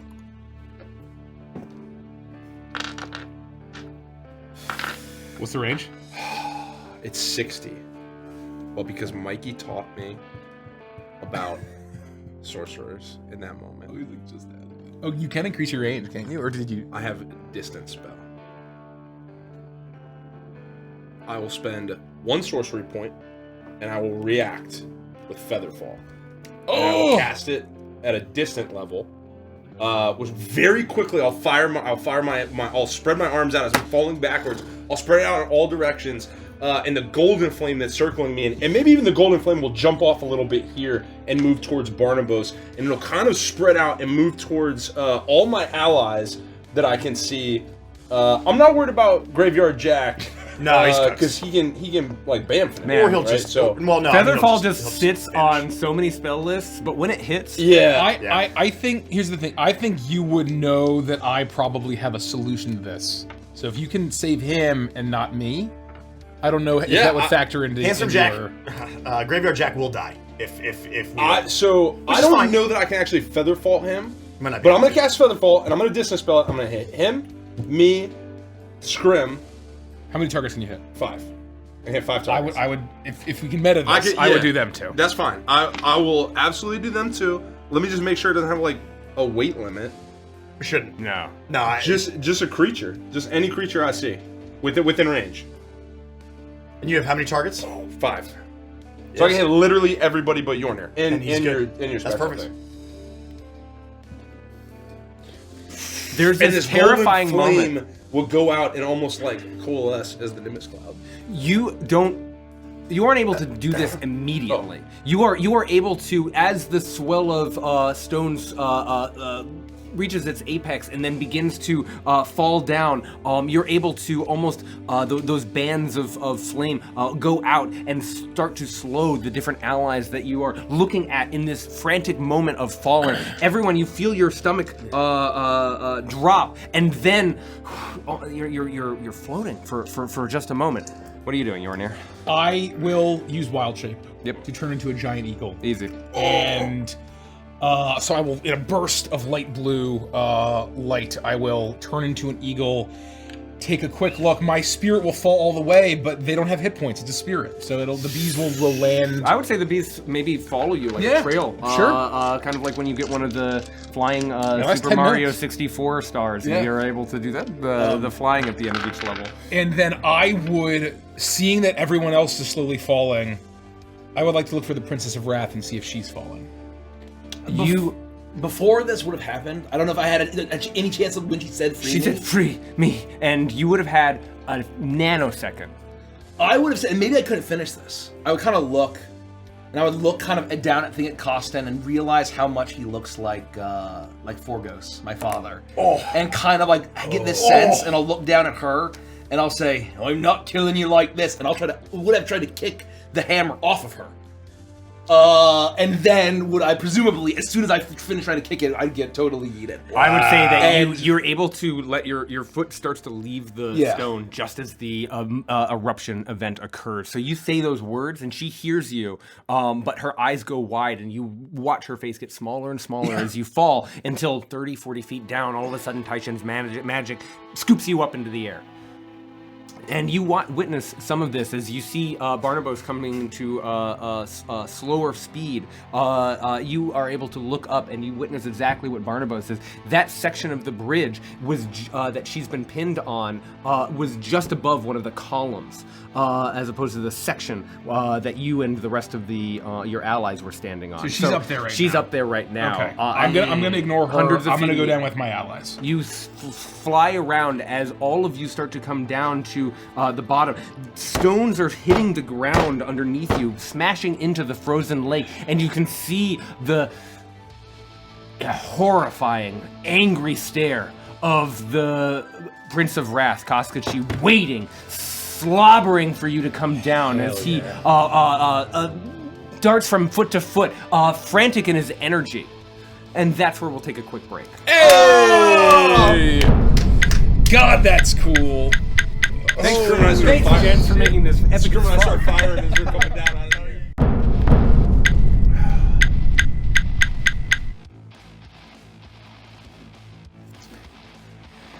Taishen, you continue to soar and swoop around, trying to time your descent with your allies who all have been subsumed by this golden glow. Taishen's energy slowing everyone.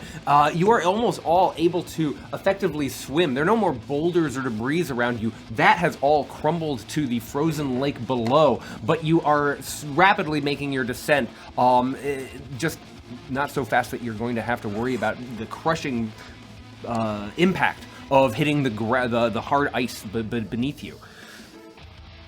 That was the bottom of the round. We're going to keep the initiative order. Yeah, let's keep it. We're going to keep the initiative order. The first round happens as everybody moves 60 feet down, one after the other. An additional 60 feet happen as the next round continues. You get about 100 feet above the ground, and all of a sudden, Taishen, I need to make a dexterity saving throw as Holy shit. Koskachi picks up one of the stones of the bridge and whips it at you. Oh! Get fucked! What is 24. Oh, With a natural 20. We're getting monkey Not trouble. enough. Oh, get fucked! Self. Call an ambulance and yes for me. And I just want to know if he can shoot at me. Is he within range? Because I'm not about to buckler you. what does range mean? What does range mean, Derek? Because I have an attack that goes 120 feet, which is 2 rounds before I hit the ground. Same, bro. Like I said, now you've hit the 120 feet range. He threw his at 150 feet or so, and so it whips past you, and we'll pick up there if you have something that you can do as you continue to descend. Let's start. Oh, I guess We're gonna have one round of more of descent before you hit the ground. First of all, am I able to move and control my descent or no? That is not my understanding of the spell. I think it just slows your fall. It just slows your descent. I'm giving you the ability to kind of swim in the air and Just sort a of little angle bit. yourself. I'm trying to land on top of this guy. Okay. I have an anchor, and I know I have I don't remember I had manta flaps. I don't remember how that works. You've descended in the water, in the ocean many times, and suddenly this feels very familiar. Instead of falling feet first, you rotate and flip I head push off first. a falling rubble. Yeah, you've got your anchor, and I would say that now you're just starting to rocket down straight towards Koskachi. Your target is in your sights. Taishan, what do you do? I will just as I'm descending. I don't know if you know how if you want to go angles or lines or whatever. But if I'm within 120 feet, Yeah, you are. I'm just gonna go ahead and cast another Scorching Ray at 4th level. Cast my palm out and just start laying down basically flame blast as he's firing up at us. I'm trying to basically slowly descend and just start peppering him with fire blasts and just rain it. I mean, at him all around, kind of distract him from everybody else that's coming down. You've had a moment. Going off. You've had a moment. You've had 2 moments to see that your allies are all safe. Graveyard Jack is spinning in a tornado of smoke. Your animated ally, the golem, is floating down with attention. You have a moment to re-channel your energy and unleash this fiery blast. So at a 4th level, I'm going to do 5 attacks. And I'm at advantage on spell attacks still. Unless, I don't know if you want to say at any point, innate sorcery lasts a minute. My concentration on animated objects lasts a minute. Ew. I don't know because of You're not even falling. close. If You're not even close. Okay. Oh, good. An hour. Yeah. 21. Let's fucking go. Let us fucking go. That's definitely 24. 22. 23. Are these at advantage? Yeah, Why? because I'm I'm innate sorcery. Thank you. Every, super saiyan right every now. attack That's is so advantage. fucking great. Sorcerers have a rage now. It's Yeah. fucking awesome. I can't wait to play sorcerer. Oh, this one misses. This one misses for sure. Why don't we have more combat in Witchlight? It's a fucking crime that I haven't played a sorcerer or barbarian. Oh, that one may miss as well. Yeah. Like a 17. Graveyard Jack is still alive. Yeah. He's just of smoke as he descends. 2. So I'm gonna do like that. Take this one. Animate object count if you cast Featherfall? No, Featherfall's not concentration. Oh, hell yeah. That's amazing. That's unbelievable. So We're playing really raw right now. Yeah, this I is gotta say, I'm extremely very raw. proud of everyone. this will be +5. There's all fire damage coming down. Spirit would already be down here by now. Yep. 6, 4. Let me see one more thing. I think I might have something for this. I'm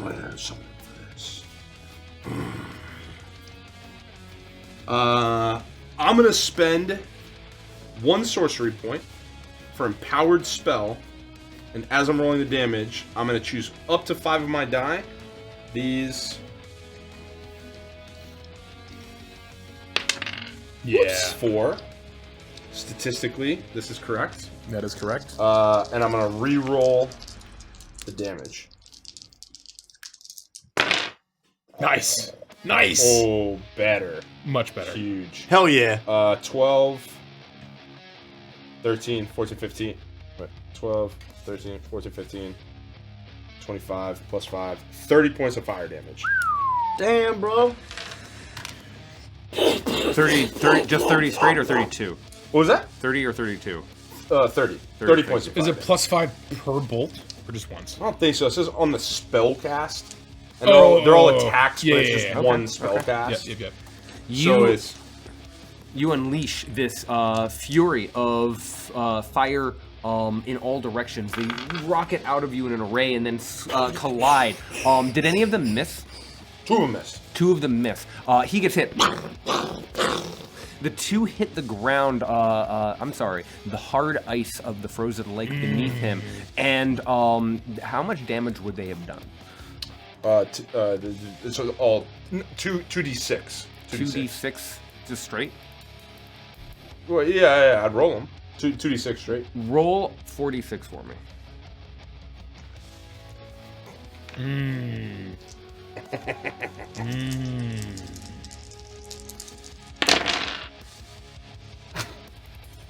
Damn. Really good. You sure about that? Yeah. That's 20 damage. You cross the damage threshold of the frozen lake, and the methane gas within ignites. Holy shit. Oh, the methane gas of You the whole see, you lake! see suddenly in eruption a fireball ignites as all of a sudden behind Koskachi he is blasted forward. Ah! And you see, Damn. you start going all after you. catch the smoke as it finally reaches you. You hit this very familiar smell, the smell of eggs, and you remember what it was like underneath the frozen lake. There is certainly a feature to this lake, and it probably empowers fire attacks. I will do an additional amount of damage to Koskachi as he is consumed in the blast. Hell yeah. And is there anything else you want to do with your turn, or is it Captain? It would be, Statue? so that's it for me. It would be his turn, but he has a melee attack, so he would just fall. He's also feather falling, so he would just fall a little more. Scrimbo screams. Okay. Unless he throws.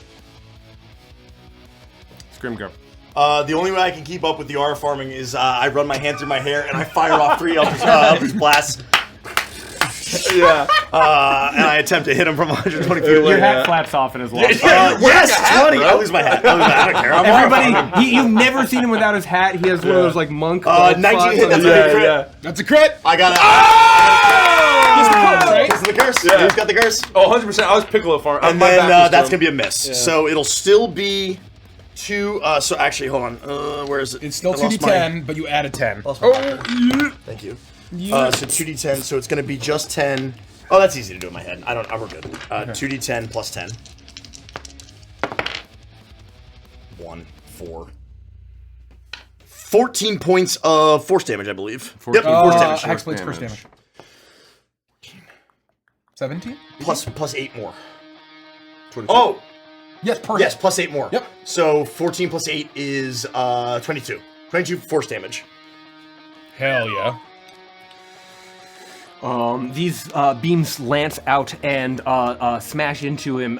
You are horrified to hear almost a thrill, a joy of battle as he continues to get pummeled. You're up. I'll just be soaring with my friends, looking down and trying to basically go and dodge boulders if I can. But because it's based on sight, and this is presumably, can I see clearly down here? Yes, there's no fog, there's no snow. It is actually a clear late afternoon. It is cold, it is frigid, it is overcast, but it is visibility is high. The bees would have descended. I will look down and channel my fake connection to them. I'm gonna make them bamf 30 feet. 1.5, 1, 2, 3.5, 5, 6. And they're gonna swarm him and make an attack. Bees! I hate bees! They're rough and coarse and they get everywhere. Miss! That's my turn. Okay. Let me see if there's an action that makes sense to use while I'm I'm gonna take the dodge action. The dodge action. Very good. That means stuff that I definitely remember. Barnabas, you're up. I think you're just basic continuing to maneuvers. float down. I don't know if you want to. How close try. are we now? I would say this is the top of the round, so you drop an additional 60 feet. So you're now 60 feet away. Yeah, Tyshan and I are going Oh, to you're get still one there. more. One more. I'm still just... Yeah. My back is to him. My cloak is flying. I'm Piccolo falling. The fires are going out from beneath me and Arms moving around. crossed, just- I give exactly my right. bearings now that I'm over him, and I'm gonna lob a harpoon. We're just RFR. Yeah. I'm just gonna lob 2 harpoons. I'm gonna do it recklessly. I still think it still misses. 18. Miss. Yep. 21. Hits. And that'll be shoopity. It's like literally only 10 points of piercing damage. Okay. And its speed is slow. That's a good number. Santana's That's a good number. Look at your young men. It's his turn again with Fighting. Santana. We're removing this. Look at your We're women removing this from the crying. playlist. I thought it was pronounced Crying. Santiana. They always done before. Sounds like Civil War by Guns N' Roses. There we go. He reaches over, he grabs one of these massive stones, and he puts it into the air. And I'm going to just roll a d4. That's 1, totally 2, 3, me while I'm 4. bar farming. I roll a 2. I hit. I attempt to hit Scrim. You need to make a dexterity saving throw. Fuck! Dex saving throw, you Yeah, say? the DC's high. Oh, I wish you had targeted me. Dodge would have let me take it. Oh! You're rolling hot, I dude. got a fucking natty 20. It's fucking 24. go. 24 is enough. Thank God. Thank fuck. I wish that was a crit though on the fucking attack, man. You glance down as you're aura farming, and all of a sudden you see the stone getting bigger very quickly, and you're just oh, and woof, barely whiffs past you as you continue to farm them auras. Tai-Shen, you're up. You drop an additional 60 feet. You're 60 feet away now. 60 feet away. Let me see about this one. Is this any better? Rich is my crit checker. He's the one who's keeping me honest. 'Cause I'm going ham over here. And I fully intend to crit one more time with one of these Eldritch Blasts. I am going to. are tied. Oh, I did that. That was. I'm gonna. At a 4th level, I will cast Chromatic Orb. Woo-wee! I'm a big fan. I Big will fan. declare. That's not a good concentration, is it? Yeah, double check. No. Okay. It's just like a. This It's is just, a single spell blast. attack. Yeah, yeah, This is yeah. the one where Frost is the. I put my palm out, and in Vegeta's voice, I shout "Big Bang Attack." Big attack. Big Bang Attack. And oh yeah, I gotta roll a hit. I will. One action. That's like the entire time I was playing Cuphead, I kept calling it Special Beam Cannon. Yeah, special. Because that's what it was. Cannon. Ooh! Oh! It's 27 to hit. Misses. I cast at 4th level. So that is right. Because it's not. So it's 1 up. So I'm gonna roll 7d8. It's all fire damage. 7D. Oh!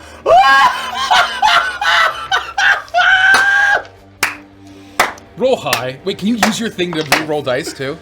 That's fucking good. I can do it after I roll. You've come a I'm pretty long sure. way from the amazing game that you had in the ice tunnels against the trolls. Oh, Mike it's Mason. all- You've come a long It's way. always been good. It's always been I good. missed that Tai-Shen. He's back. He's back in full force. All right, so I'm gonna roll That was a fun 5 fight. here, That was a fun fight. and then just remember the roll. If there are Yeah. high ones, I'll keep them. Here, just take 3 more. Take 3 more. It's a 7. All right. Am I gonna roll? I roll 8. 7. I roll 7. Oh, okay. So 2 more. So 2 more. So 2 more. These are Leave- cool. I'm gonna get that. Just Whoop. oh, nice. 8, 5. Okay, this is great because I'm gonna keep the 5s. And what is that? A 1? I'm gonna re-roll that. That's a 7. Keeping that. I'll re-roll the 4, the 2, and the 1 for 1 sorcery point. Keep me honest. Hell yeah. 3, 6, and another 1. So 10, 25, 26, 32, 35 plus 5, 40 points of damage. Fire damage. 40 points of fire damage. Now, if you roll the same number on 2 or more of the d8s, the orb leaps to a different target of your choice within 30 feet of the target. Oh! I would like to target the ice. Yes! All right. The damage threshold is 15. So make an attack roll against the new target and make a new damage roll. Right. So the question orb is, can can't he leap again can he unless you miss the just ice? hit. is I don't. the No, question. no, you don't need to make it. So if you want to fish for a crit, Oh. you can. But like, Well, sorry, I'm not the just GM. I'm not the GM. roll. You can't 'Cause- miss. is the yeah, You can know, crit, fish you for can the crit. crit. I didn't crit. But you can't miss, which is Now was my reroll. Can it bounce back to him? If I cast it 1 more level up with a quicken spell, unless Maybe orb not. can't leap again against the new target. It probably can't leap back to a target. Orb leaps to a different target of your choice within 30 feet. I think it could leap back to him. I mean, It does. Well, I think I'll read it out loud, and Yeah. Derek, you can decide if it could leap back to him if I I am the spell it. master of game. All right. This is true. If you roll the same number on 2 or more of the d8s, Yeah. the orb leaps to a different target of your choice within 30 feet of the target. If I cast it plus 2 levels, so it's a 3-level spell, if I cast it at 5, it can leap 3 times. So if it leaps to the ice, can it bounce back to him? Yeah. And I'll roll the damage on the He's ice. a different target. Yeah. Right? Ice is about to get fucked. You only need 15. Yeah, that's 15. That's 15 right there. And 2 all are right. the same. I'm gonna say that I quicken spelled it. Yeah. I'm just gonna say that shit. Just use it up, man. Say that shit. What are we gonna do? As the orb is bouncing around, I remove my tunic. It crashes into the ice and dents because I wear a weighted tunic. And I re-roll. I've quicken spelled it. Crazy, man. Listen, no, that was a Piccolo reference. That was one more Piccolo reference. I mean, that's true. That's true. Yeah, That's true. He's right. He's right, everybody. No, Why are you booing him? yeah. Why are you booing me? And then, okay, that's definitely a hit. That's 20. Yeah, it hits. That hits, yeah. So I don't know if the damage to the ice is relevant as long as All it's you need to do beyond is get to 15 or higher, and then it'll and ignite. something will happen. Okay. So this is back at Koskachi again. All right, I'll roll. Presumably, you ignited Roll the the ice. ignite. This guy's gonna be Swiss cheese. I'm just gonna keep peppering his corpse. I'm not gonna When this guy fucking roll anything because I don't want to spend the sorcery points. Yeah. So this is pretty good. Another ignition, and like a Hollywood explosion, a fireball literally rolls up, surrounding Koskachi. You can see his beard turns to embers, small skulls woven into its braided form. 33 more. Additionally, 33 more fire damage. Sweet has hit Christmas. Okay. him. So, big bang attack. That's my turn. You are all witnessing Taishen having a very good day. He's And the firebenders in front of the fucking Oh, Zeppelin. Yeah. Sozin's comment is apex, man. the lake has become Sozin's Comet as you realize that the surface of this lake, The lake is my Sozin's Comet. is becoming saturated with 100%. this gas. He's all Mustanging lust. Yeah. And before I touch the ground, I shoot my limbs out in all directions and flames erupt from both my fists, my feet, and my mouth. And you are putting together what he's put together. I would say all of you realize and deduce that based on your experience of traveling under the lake, that any fire damage on the lake, especially once you've gotten to the surface, is probably empowered in this way. Pantheon would go. Oh. But Pantheon skips because he's still falling. I make 3 He more. does a little jig. I make 3 more Eldritch Blast attacks. That's a miss. That's a hit. That's a hit. That's a miss. 14 points of force damage though, because that's a 10. Nice. Okay. The laughter has stopped, and he's screaming in frustration. Cowards! Cowards! Drop to me! Fight me like a man! You're in here. I'm going in for the attack now. You seagull down. I'm going to basically come in, attack him, and claw and beak him, and then try to fly away. Oh, I love that. Oh, hell yeah! You have flyby in this. Dive bomb. I don't have. I don't think giant eagles have flyby. Maybe they. Okay. Can you double check for me, Mike? Oh yeah. I mean, giant eagle. I've got it right here. You're like Starscream. Just the giant eagle stat block. Yep. Or the pterodactyl. No, sword. it just has rend. Yeah. So it is. Hold on. Let me find it here. I am going to attack. There's the stat block for you, Richie. And Will it matter if he's afraid for the attack? I don't think it will. So I'm gonna make. I will make the beak attack first. Miss. Talons attack next. Miss. cause I'm as free as a yarn. I will bonus action to make the bees attack. Okay. Please, come on. That hits. Just enough. That's 3d12 plus 5. Nice. 25. I think is it force damage? Hold on. It probably doesn't matter. But just to make sure, counterfeit. This guy's got 2,000. Psychic damage. That matters. Oh. We're chipping through it. We're, Yeah. we're getting there. Yeah, 24 psychic damage, and then he is now frightened of the eagle and the bees. I cannot be killed, but I am terrified. Look at this fucking stat block. Hold on. He's immune to fucking fright. Derek's like, wait a second. That doesn't feel correct. It was worth a shot. That doesn't feel correct. It was. Well, you never know. Anyway, I will then try to fly like 40 feet back up if I can. I have 80 feet. I'm trying to go down and then swoop up. He has his reaction, so he's gonna take a crack at Yeah, you. to take a crack. Let's hope he misses. There is no way in fucking hell that Hold on.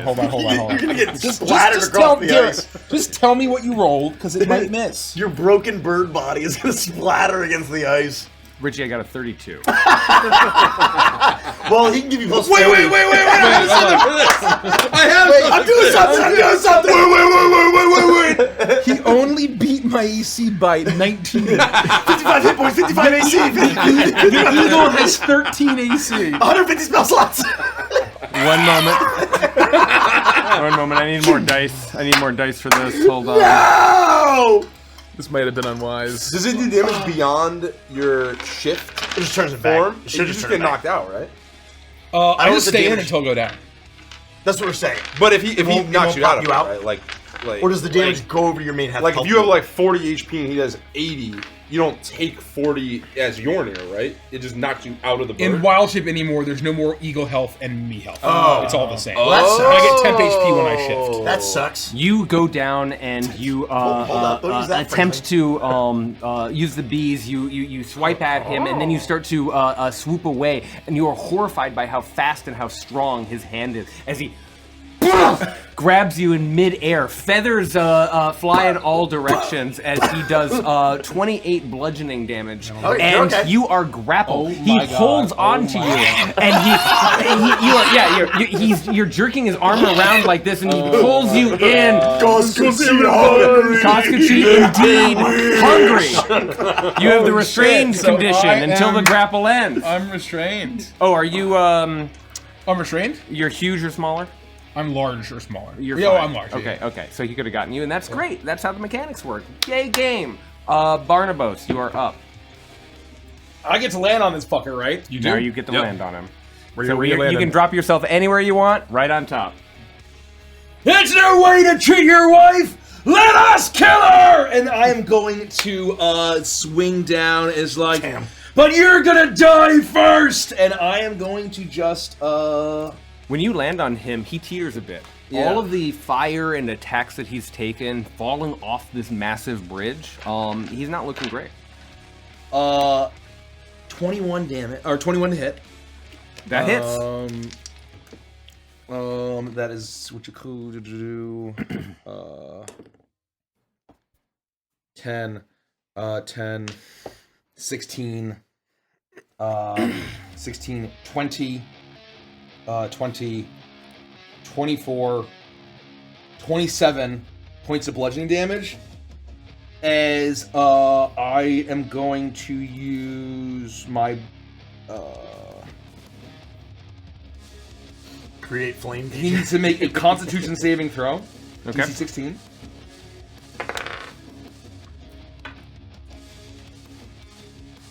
16. He succeeds. And I'm gonna try to like land on his shoulder and just try to smash his skull in. You're gonna laugh. How do you want to do this? Oh my fucking god.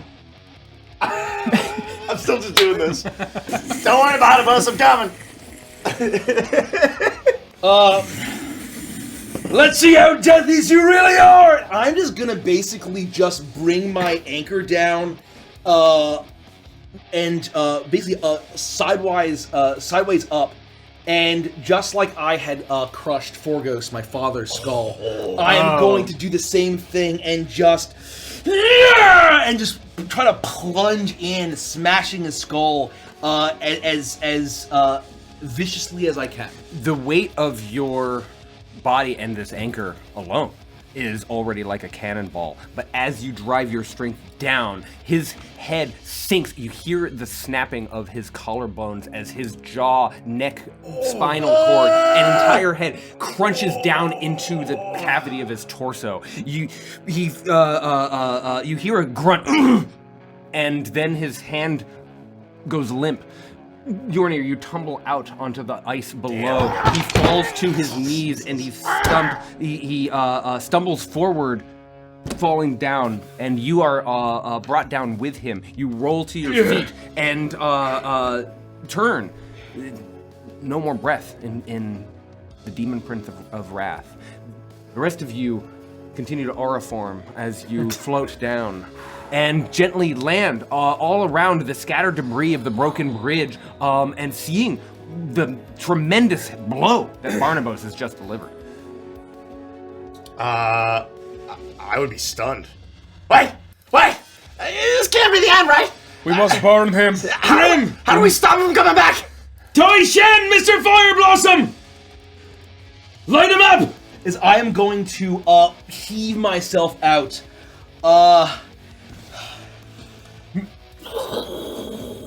And just leap out. I think also as we're all touching down the Where are you guys landing? I put myself where I landed because I was roughly where I was on the bridge. The sentinel would also come down, kind of probably like on some section aside from Yorner, and just pierce him with a spear. For a moment of panicked frenzy, you all turn your attention to the lifeless corpse of the demon prince. You are stabbing into him, burning him, watching flesh and fat, tendons peel away and be destroyed. The methane gas seems to be empowering you, and you realize now that you're on the surface of the lake that any fire damage, the damage dice increases by one size. And one size? Yeah, so if you would normally roll d8s, it would be d10s and so on and so forth. You are able to quickly reduce half of the side of his body of Koskachi down to the skeleton, which immediately starts to blacken and crisp into ash. The rest of you are hacking away at him, turning him into nothing but pulp. Remove the head. I want to make sure the skull's gone from just totally removed from his fucking spine. Should I do that before? For what? I'm going to basically say, all right, should we carve his heart out first, Mr. Fire Blossom?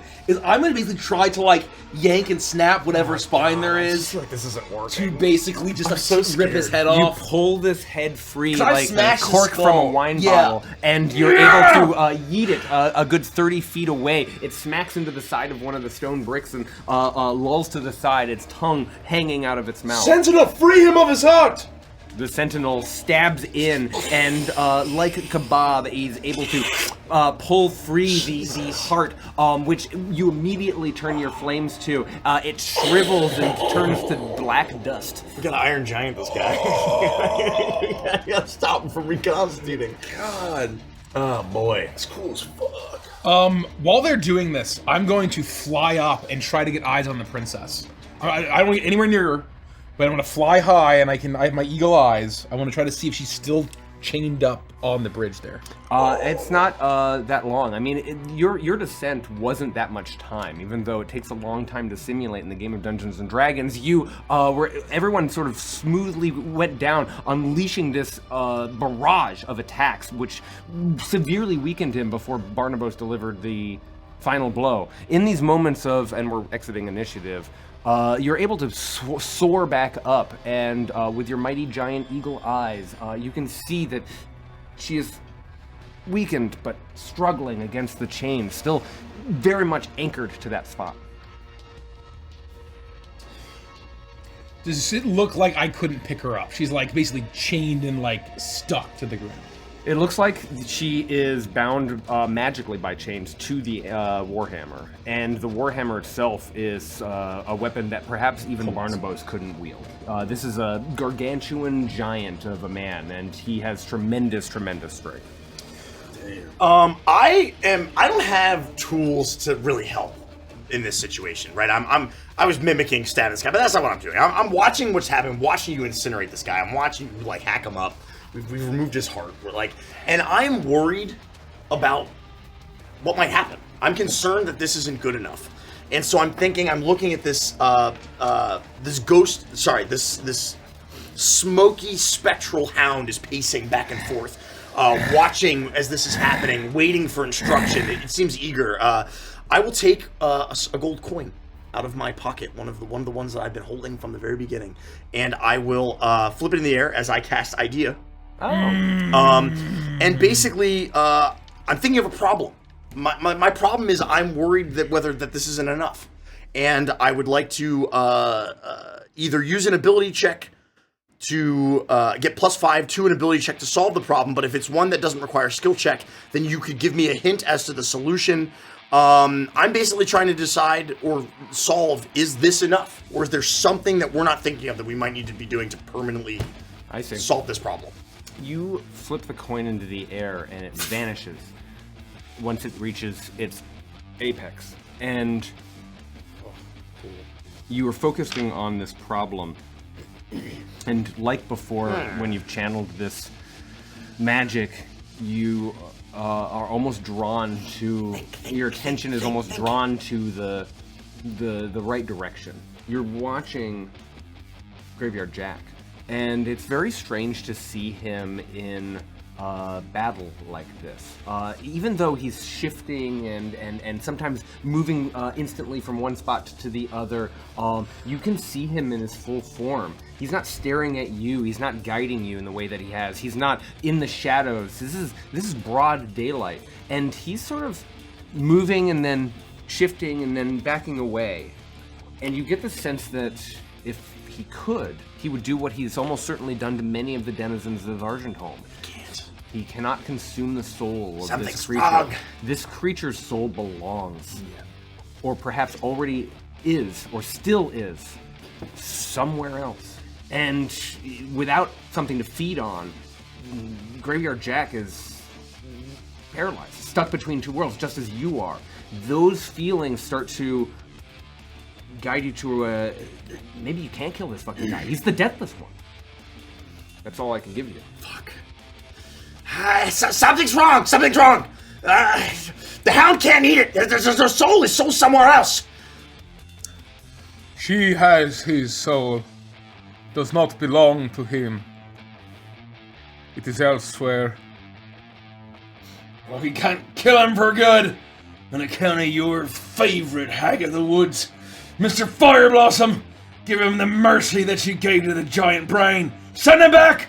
Send him back to the witch! If he still has power, he might be able to resist it. I can try. But You have to, Mr. Fireblossom. okay, you're right. And once more, I will try. I will cast at a 3rd level. The swirling flame around me will circle still once before it'll arc up, and it'll look. And this will now become more draconic as the fire takes shape. The golden flame, as its jaws open wide and it lunges towards the body, the hacked up body of Koskachi, as I attempt to cast Banish. I don't think I have anything to like help make this go through either. I was just trying to think like, is there anything we can do to like Let me weaken him more? Oh wait, what level spell is this? Let me read the spell real quick. I'm gonna shift down. I'm myself happy with the to- cure I wounds think it's too. a 5th level spell. Is a 4th level spell. Oh, it is the 4th level. You're right. You're sure. One sure creature right. you can see within range must succeed on a charisma saving throw or be transported to a harmless demiplane for the duration while the target has the incapacitated condition. Doing so, You're reading it. doing Shit, so that would do will cause your Silverborn, your Silver Dragonborn Guardian to drop. It requires concentration banishment. You are right. Oh, boy. So I'll do it, and I will say I'm out of 4th level spot, so I will have to quicken this from a 3rd level spot, or twin it from a 3rd level spot. Okay. So I am spending a sorcery point I use cure wounds twice on myself. to Thank you. stay honest. and you'll see as the dragon, the golden dragon, takes shape. It leaps from the armor as it lunges out, and the silver armor drops down as it lunges out, and its teeth grasps onto the form of Koskachi. It attempts to swallow him in the form of banishment. What is the saving throw? Oh, charisma. Oh, it is charisma. 18. Well, unless this is accounting for my innate sorcery, it's a 19. Ooh, you're right. It would be. Well, how long does it last? Would it still be up? Unless you want to just activate it again. I mean, 18 or 19, somewhere in there. If you get a 19, if you get an 18, he'll use an in response. In response. In response. Koskachi rolls with advantage against magic. He has magic resistance. Oh no. Fuck. I rolled a 5 and a 7. Oh! Oh! His plus is 7. And so, with a 14, you push forward. It's not the physical damage that you've been doing, but it is the same quieting that you were able to deliver in Sophalith all those weeks ago that is able to scoop up what would eventually have returned as Koskachi, the Demon Prince of Wrath. And you channel this energy, and that same draconic flame that you all witnessed vanish. Sophalith does exactly that. The head disappears in a shower of golden light. The body, the ribs, the corpse that was before you, this completely eviscerated corpse, suddenly gets pulled, just as it was thousands of years ago when the Silver Dragonborn sent him to the abyss. So has Taishen Fire Blossom. And suddenly, Damn, bro. Hell you yeah. feel calm. That feeling of battle against the back of your neck, that feeling of heat, the feeling of threat, danger, fight or flight, drops. And the cold wind hits your skin, evaporating you. You recognize the sweat that is on you, the terror of these few moments of having to face a threat that you couldn't possibly have defeated. And here you are standing, all of you, alive. How many minutes has it been since the final blow was struck by Barnabas? I would say that it took... I would say that before Scrim had his idea and you all agreed on making this banishment, that... I flew up and came back down, right? So Let's say 5 or 6 minutes, a good amount of time. Okay. Time my was slowing bees down last because 10 minutes, they would still have a few minutes left. You were chopping apart and pulling apart Right. a gargantuan 100%. beast. Yeah. I'm just trying to figure it out, if I got 10 minutes on that So spirit. Sentinel would have been gone anyway. My form would be fading. The rings would be coming back in. But even as we're moving to calm, you'd still see that as he's consumed in the golden fire and it turns and it expunges.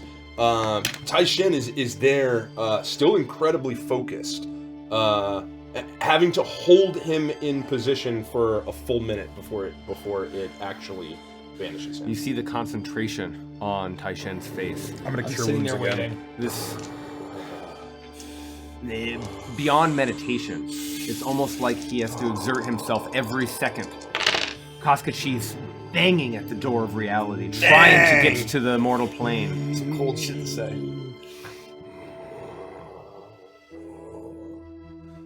Seconds pass. Didn't work? Didn't work? It's quiet.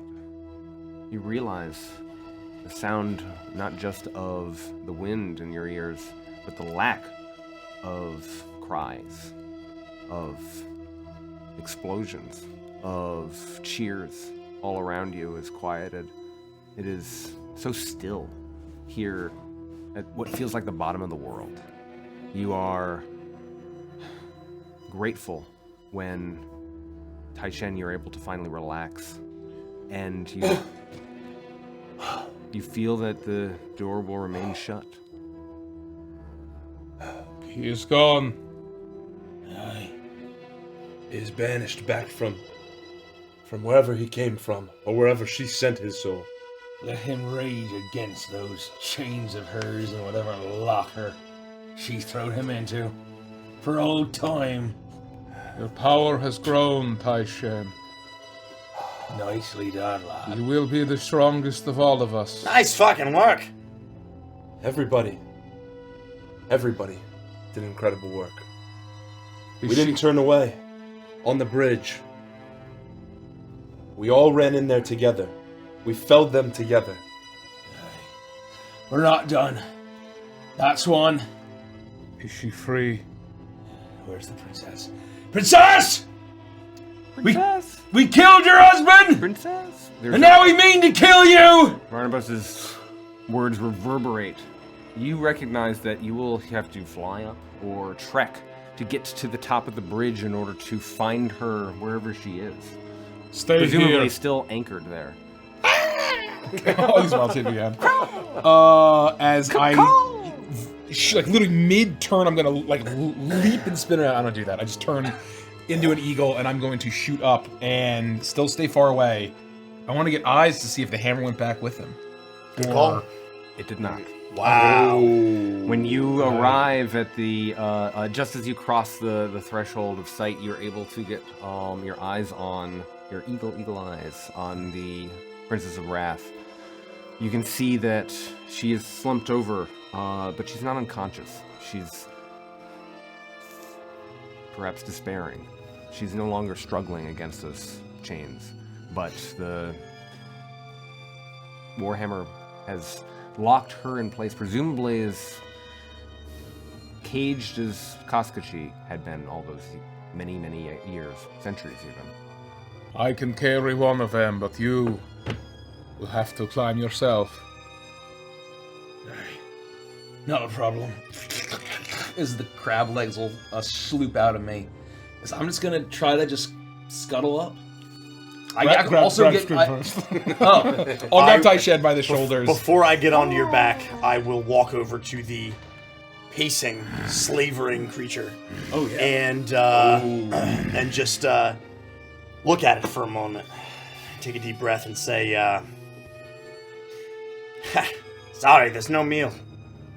Go home. Get out of here. And with a wave of my hand, it will just into smoke. It's like blowing out a candle. All of a sudden, the dark goes out, and the shape of Graveyard Jack shifts and disappears, and the wind carries it away in a moment, and there's nothing in front of you. With it, the brutal blade will also vanish. I'll say, until next time. And then I'll scamper on over and climb up on Barnabas's back. That's right, Mr. Stabberscotch. You stop running, and as soon as you do, you bring it to heel. Oh, you're the master now, not it. Bassar. You control the beast, Grim. Incredible. Yeah. And hold on tight, lad. we fly up, but I'm not gonna As we fly up, I approach still do until this. Barnabas is climbing and approaching her, and then I'll bring us in.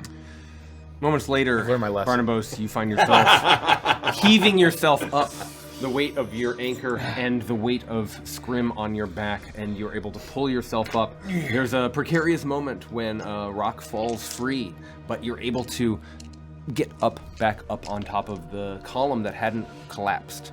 You're on the other side of the bridge. A gap between you and the Biting Bastion still exists.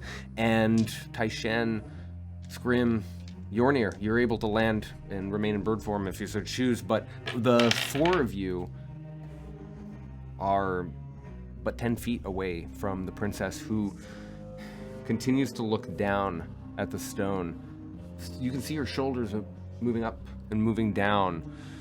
She's still breathing, but she's helpless in this moment. And as you take a step forward to say or do whatever it is that you plan to do or say, a voice is carried on the wind.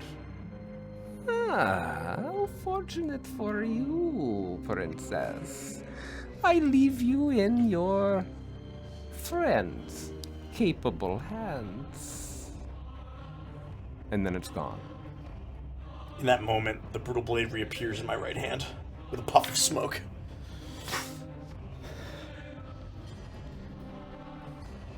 I will approach.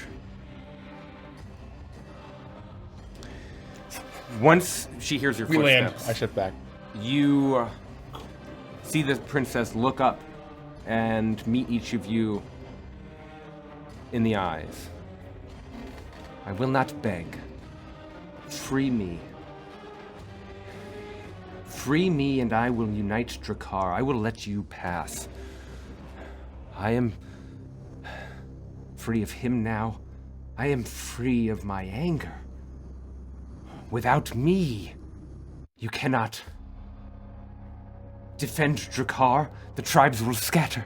Without me, there will be no strength left in this land. Without me.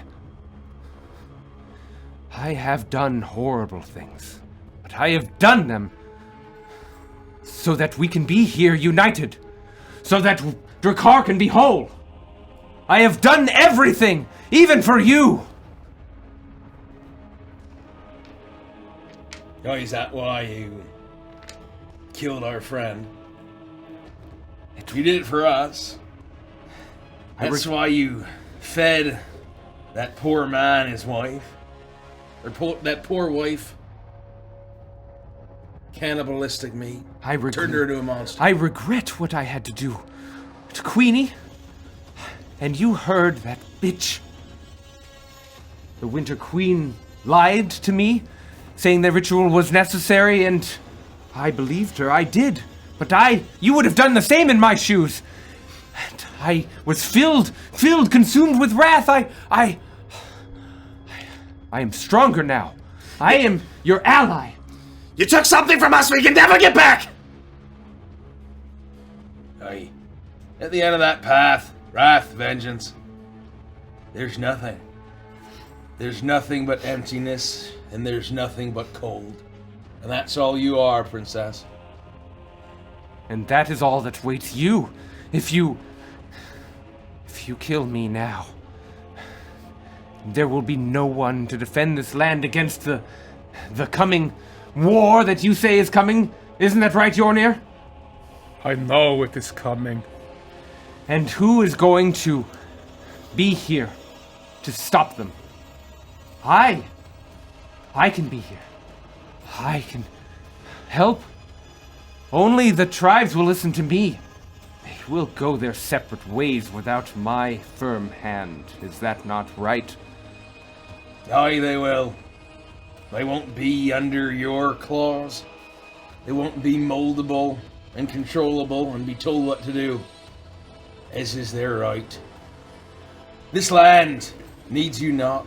These people need you not. Whatever is coming, the metal men, we have their trinket. We'll try to give it back. If it's not good enough, we'll take our fucking chances without you. What deal did you make with the Queen of Winter? Does she still lay claim on your soul? Do you even know? I think it has been hers as long as I have had this form.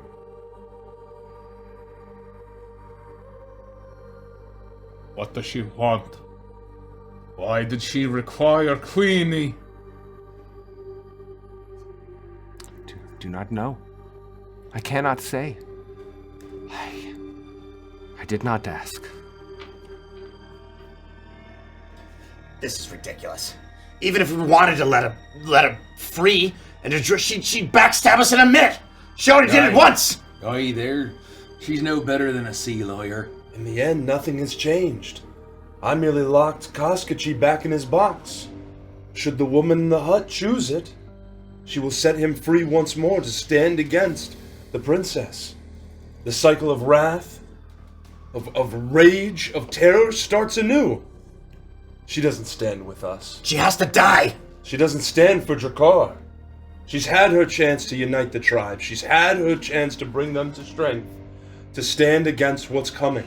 We gave her every opportunity. We didn't come here to spare the dying, we came here to bury the dead. It is our fate to walk this path, but is it our fate to lead an army? Can we do this? I do not believe this is our place. I don't think we need an army. That's not why we're here. And those people don't want to be in an army. They don't want to be ruled. They don't want to be in chains. No more than the humans and the ogres did. No more than even the poor fucking crew members on the Moorbound. Every step of the way, it's been us. Every challenge we've faced. Creatures from the stars, the princess herself, the unstoppable Demon King. We have pushed it back, not with an army, but with the strength of our bond here. I swore to my lover I would bring an end to this and stop her cold heart. I will not disavow that. I'm with Bonobos. I've made my decision. And if anybody wants to oppose that, good luck. None of you have seen what I have seen. The armies, the legions, the machines. The end of their call, the end of the world. Do you believe you are free from the curse that afflicted you? I feel it in my heart.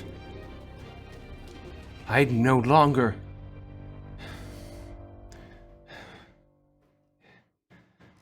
rageful. I can be strong. You know I can be strong. Yona, she's lying to you. She's lying! There is nothing left for these people. You think this rabble is the key to pushing back the hordes, the tide of machines? This rabble, this lot, have killed themselves, torn each other apart. They're cold, they're starving, they're hungry, they're bloody, they're wounded. You think this, to let her live after she's betrayed us? Treacherous villain. I will not go to sleep tonight with her alive. She made a deal with Queenie to spare our lives if Queenie gave hers. Seconds it took for her to break that and turn against us. Whatever deal she could make now, we can never trust. Things have changed. Things have changed. And I'll sit down on the ground, and I will bring out a little bowl. And I will take some incense and I will pour it.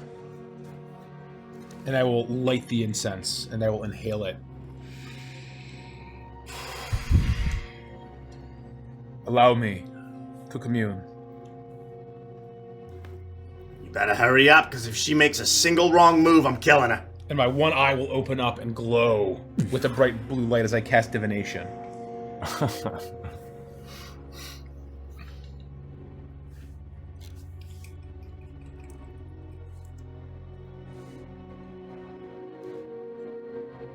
Triad 3.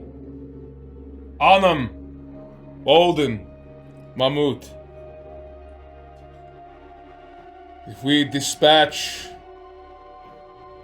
the traitor and cast her tribes to the corners of Drakkar, letting them to fend for themselves,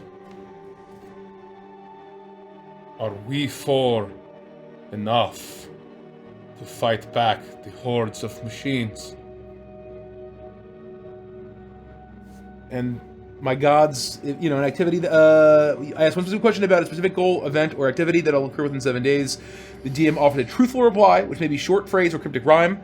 The spell doesn't account for circumstances that might change the answer, such as casting of other spells.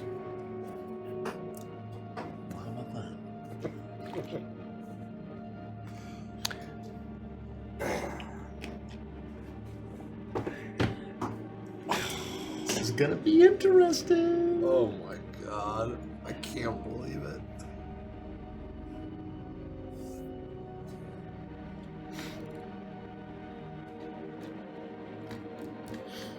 Your words hang in the air, Yornir, as you consult with those higher powers.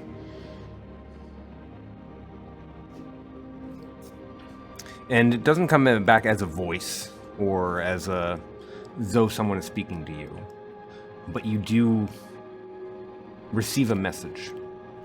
You suddenly have an image of a word in your mind, as though almost speaking to yourself. No, it is put there by those higher powers. And as you ask, will us four be enough? The word comes back, despair. Fuck. God damn it. I stand up. I approach the princess. And I'll kneel down next to her. I'll get pretty close.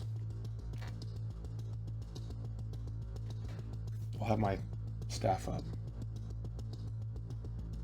I have one question for you. What is your name?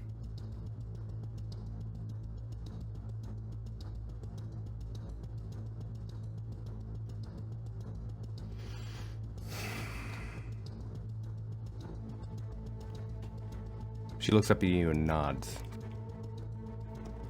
Sigdus. I'll stand up. I'll turn to Barnabas. Free her. And do what, Mr. Yornir? You can't be serious. Oh, I will plan on freeing her. And she will turn back into that beastie and we will battle once more until either she or we are dead. Did you not see how weak she was? All of her enchantments, all of her boons, all of her deals. She may be a dragon, yes, but I have seen simple wild men, berserkers, rage into the mountain and kill dragons. Did you see our power has begun to eclipse hers? Aye! So we no longer need her, Mr. Yornir. But we need them! And I'll just look around at the rest of the city. Do we? Do we need them? So they may cower in fear to her? So they may continue to be in chains and kneel and grovel, and live in fear? That is not a means I will abide, Mr. Yornir. I'd rather charge into that tide of metal myself, four of us, and try our chances against that tide. Raging against the tide is what I do best. I will not rely on their fear of her, or the chains that they shackle themselves with. The dread of winter, the wrath of the cold. I will not abide it, Mr. Yornir. You are a wise man, I know that. But you are speaking folly. We can never trust her. Like Mr. Fireblossom said. She says her name is Sigdus now. What about when we do free her? Princess, we will not execute you. Right here. You will die, but you deserve to die in battle. I will grant you that. But she must die, Mr. Yornir. I promise it to my lover. I swore to her. I swore. She may die yet. But the Triad spoke to me. I asked them, you heard me. If the four of us could do this, Aye? in 3 voices combined, I heard the same word. Despair. Do you ask them? Would the outcome be any different if she were alive? That's not how it works. How does it work, Mr. Yornir? Enlighten all of us. My gods are more powerful than anything you could possibly comprehend. They grant me everything I have, everything I am. It is through them that I peer through the weird. It is through them that I can see fate. And perhaps for me, you will beseech upon them. Must we keep her alive?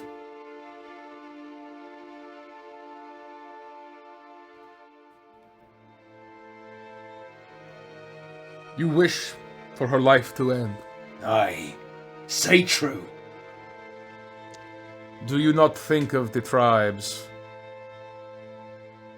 Do you not think of the rest of them? Do you believe you should unite them? Fight against the coming war? I know. I don't believe I can do that. But you, Mr. Yornir, you can. Let them not do it through fear and obedience, but through wisdom and hope. Let them do it through your eye that communes with the gods and the land itself. Why we need her for winter? You are of winter, Mr. Yornir. We need her not. Listen. Let them follow a wise man. Have you not seen the kingdoms that have risen and fallen on the words of wise men? We have no wisdom in her. We only have fear. We have the lash. We have chains. That is not how I desire to win this day. And if we fail with your wisdom, then what hope was there anyway? What good are your gods and their triad if you cannot unite them with your words? I am no king. I'm a pilgrim. Aye. It is not my fate to lead. They do not need a king. Perhaps it is a pilgrim they need. Perhaps it is wisdom they need. Beseech the chieftains. Give counsel to all, as you gave counsel to me. And let each tribe and each clan make the decision for themselves. I believe they will follow you, everyone. If you speak to them in the same way you speak to all of us, if your eye can see what I know it can see, and you make that clear, you do not need to be a king or a ruler or a tyrant. I'm going to stick the brutal blade in the snow. Having calmed down now, listening to all of us going back and forth, I'm going to put my hand on Yornir's leg. Listen, I've trusted you. I've trusted all of you, but I've trusted you. With everything. Help me understand. This sounds insane. She's right. There. Bonobos is speaking a whole lot of sense right now. Help me understand. I want to believe you. On midwinter, I communed with my gods. The holiest day of the year. They told me they were 3 paths. Aye. We remember. One of which was diplomacy. They would not have told me this if this was a folly, if this was impossible. And they wouldn't have told you bloodshed and her death if that was folly either. She cannot go unpunished for what she's done. But we're not the only ones who have been slighted. She took Queenie's life, but she carried out many atrocities before we got here. We could do what Bonobo said. We could gather the chieftains here. Now, we could do it quickly. We could let them decide her fate. Let them choose whether they would like her to unite them. Or let them choose whether they would like her to pay. And in that forum, you may be able to turn them. But we can't just free her. We cannot just trust her. It is not their right to decide her fate. We were here. We were here to face her in battle. The battle is not over yet. I wish not for her silver tongue to sway weak minds. Moldable through hunger, through cold, through fear, through weakness. Swayed or not, Barnabas, should they not have the freedom to decide for themselves? They can have the freedom to stay or go. It's no choice to say, should you shackle yourselves once more? I once knew a great Jarl who had a modest fiefdom. And he was a wicked ruler. He cast his kin out, forced his armies to roam the wastelands. He was cruel and bitter. When I arrived, I could sense that his advisor was corrupted and worshipped dark gods. He was executed.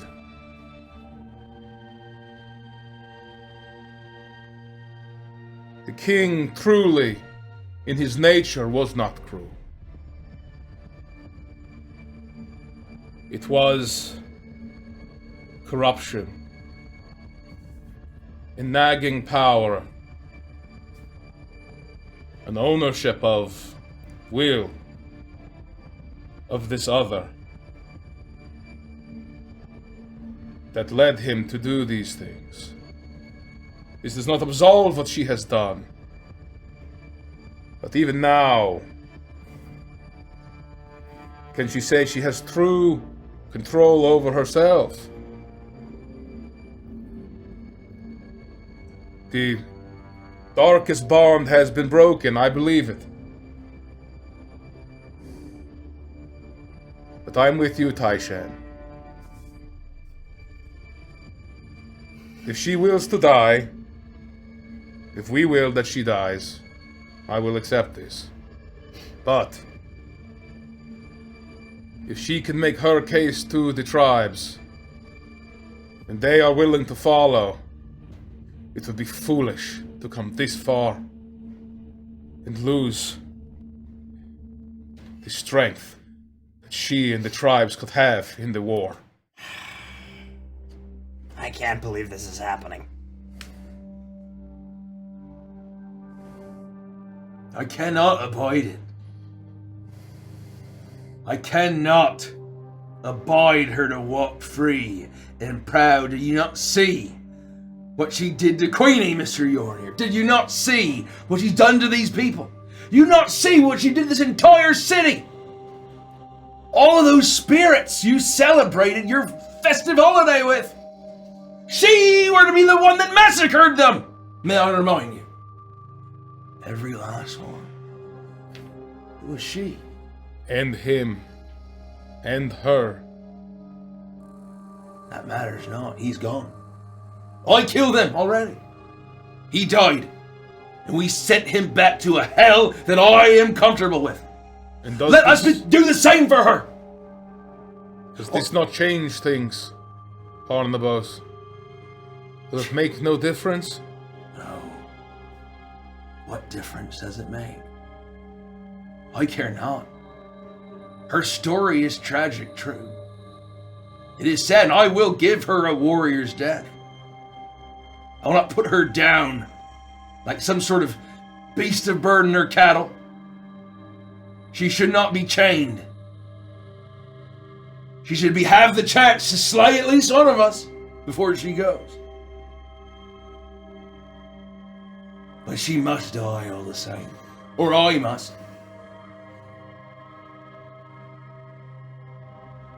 Can that not be her trial? Let the gods intervene in combat if she should live. A trial by combat, perhaps? You and her? I will take that. If that's what you suggest. If you will not join me, You are my chieftain. I will follow as you say. Consider this guidance from your advisor. As you've been having this discussion, the princess hasn't interrupted or intervened.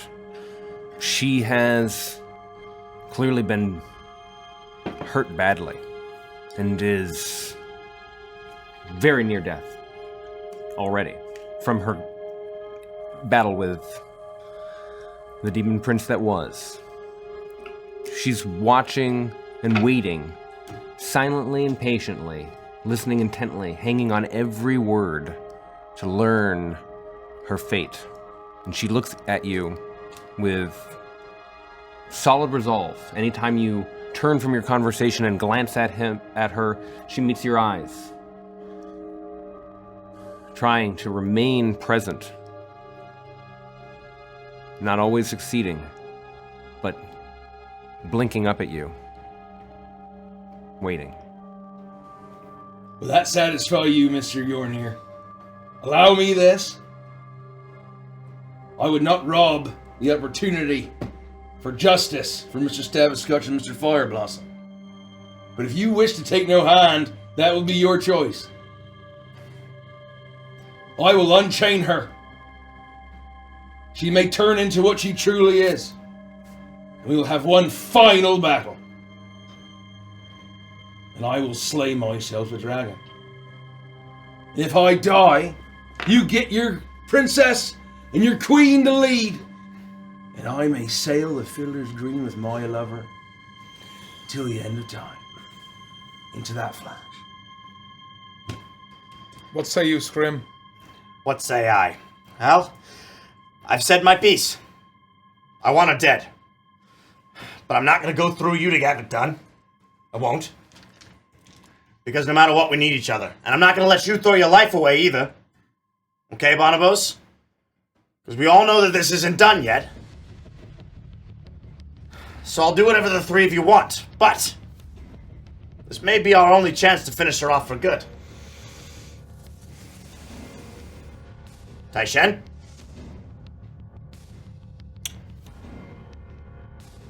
Derek, Uh-huh. I don't want to throw you a crazy curveball. Yeah, you do. Yeah, you do. It's the season for the Hellier Flicks. Shucks. Think about how to frame your question. I'll be right back.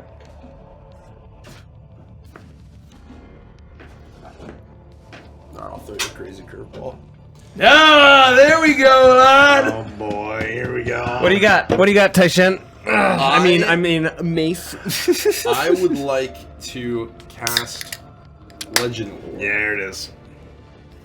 Legend Lore says, much like I did before, against the person that I'd like to know about, it can provide revelations. If you think it's reasonable, I would like to see if I can cast Legend Lore. It doesn't have to be like in a totally similar fashion as before, but if we can grant a form of revelation about what her future would look like. That's a great question. Derek, what do you think? Let me read Legend Lore, because you know what? Words matter. It's true. You do. And I would say the spell is stronger the more we know about the subject, and we know absolutely everything about her. So, That's true. we've seen her entire life unfold before Yeah, us. the intimacy that brings is hard to articulate. Oh, if the famous thing you chose isn't actually famous, you hear sad musical notes played on a trombone. That's in the actual spell text. I'd expect you to. It's already worked on it, though, so. So you're looking for significant lore, but you're trying to use it clairvoyantly to Read the spell. Read the spell. It says so. Name or describe a famous person, place, or object. The spell brings you. The spell brings to your mind a brief summary of the significant lore of that famous thing, as described by the DM. The lore might consist of important details, amusing revelations, or even secret lore that has never been wildly known. What does it look like? What does it look like? Things like I would be thinking, things I would be hoping to uncover would be potentially the nature of the bond. Through this, can we confirm that she's completely freed of a bond? Basically, can we learn that she is would be truly and absolutely on a path to not betray us? I will tell you that you're gonna have to fuck around and find out. What does it look like? I have a question. Yeah. Yeah, let's... Could we Daggerheart style team up attack? Oh, God. Because I could cast Divination again if we want to add a Divination slant to it. See, that to me is at least more reasonable, because I don't think Legend Lore is going to give you anything about the fucking These future. are all resources. Well, am I not? And Why you're not? channeling energy. I think that I will take into consideration. Yeah, Let's okay. RP it. Let's RP it. let's fucking multi. Let's fucking multi attack. And I asked for another idea. Yeah. I tossed in a gold coin. You tossed in a coin. Everything goes. You should have seen Barnabas good. cast Yeah. Fog Cloud. It's perfect. We're tapping into every greater being that we have access to right Gust now. of wind. What I will do. What does it look like? Oh.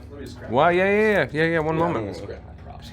Can I also just give a quick shout out to the music? For whatever reason, the playlist has really been hitting. Yeah. It's really It's through partying. This is great. I'll roll my random eyes ass off. shuffle. I'll tell you.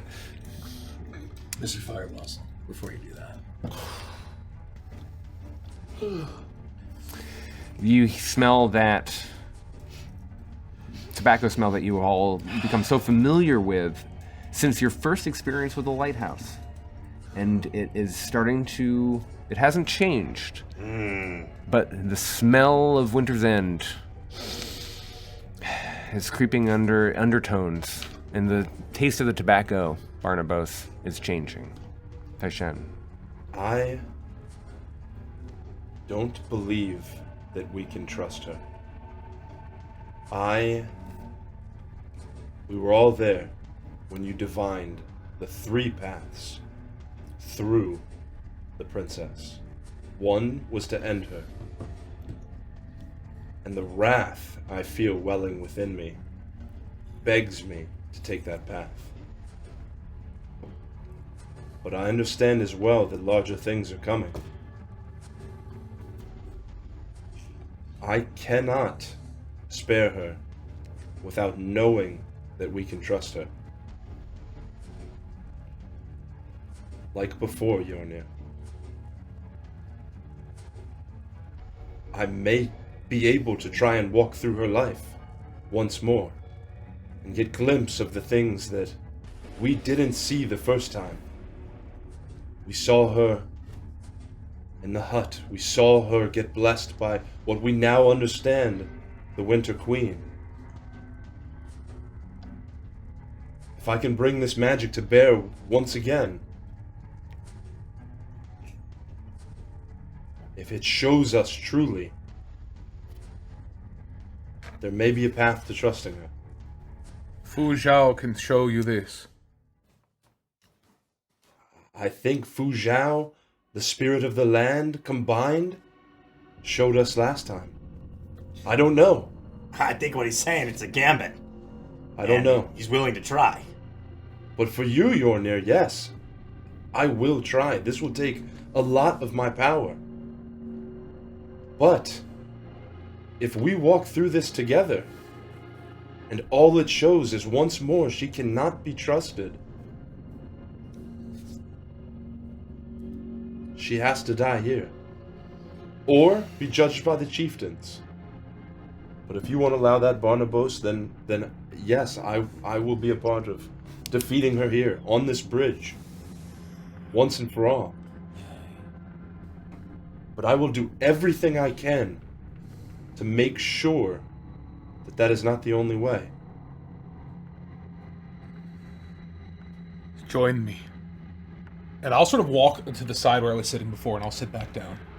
And I'll look at Taishan. I'll walk over across Yorner and I'll sit down across from him and fold my legs and cup my hands in front of him. As you guys begin to sit down, I'll walk back over to where I stuck the blade in the snow. I'll pull it out and just calmly walk over to where the princess is and sit down next to her and say, you gotta be sweating right now, right? I don't sweat. And I'm Keep just your gonna mouth watch. shut. I'm just gonna watch. I will take... I'll take my small wooden bowl that I'll use. My kuksa, actually. I don't know where my kuksa is. It's over there. Yeah. It's right there under the gum. There it is. There it is. Yeah, we'll use my actual kuksa. Here we go. We're getting LARPy with this. And I will take some of my incense, and I'll put it in. Your tea.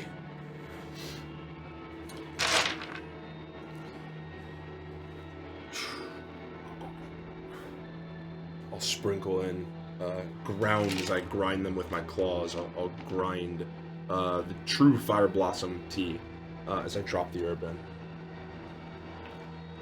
We'll reach back, and I'll take the mammoth tusks off of my back. And I will pull out my knife. I will take the tusks, and I will shave several strips Oh wow. of the tusk. That's fucking sacred. Oh! That's pretty sick. Alright, it instantly goes a 9th level The spell. material spell components of Legend Lore are ivory strips. Oh! 4 of them. No way! You can't make this shit up! Wow. You can't make this shit up! I will shave. Hell yeah. Holy Nobody shit! likes to show off unless what you're showing off is dope as fuck! So I will take some here. Take some of these. Put the tea in there. Put the tea in there. As Yorner sprinkles them in, he runs his hand through his hair. Holy shit! I will take the 4 ivory strips that I have shaved, and I will put them in one by one.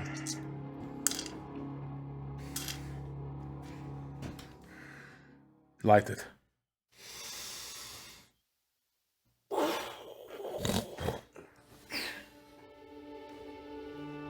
It'll glow, not with that normal orange-red fire that you usually see, but I would imagine that there would be golds as Fu Zhao's magic combines with that of the Triad. As, presumably, Taishan casts Legend Lore and I will cast Divination. Fuck yeah. Yes, I will. In a similar, almost from the earlier days of the campaign, more the earlier days of the journey, when we had felt, it seems crazy to say, but almost more times to rest. You'll get the almost slight aromas of the Fire Blossom tea coming off the spell, and I will cast Legend Lore.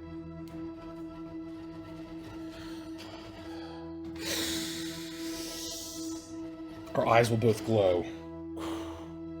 Both with, using Dust and Damnation, a swirling of gold and azure, light blue will glow as these magics combine, if the DM allows it.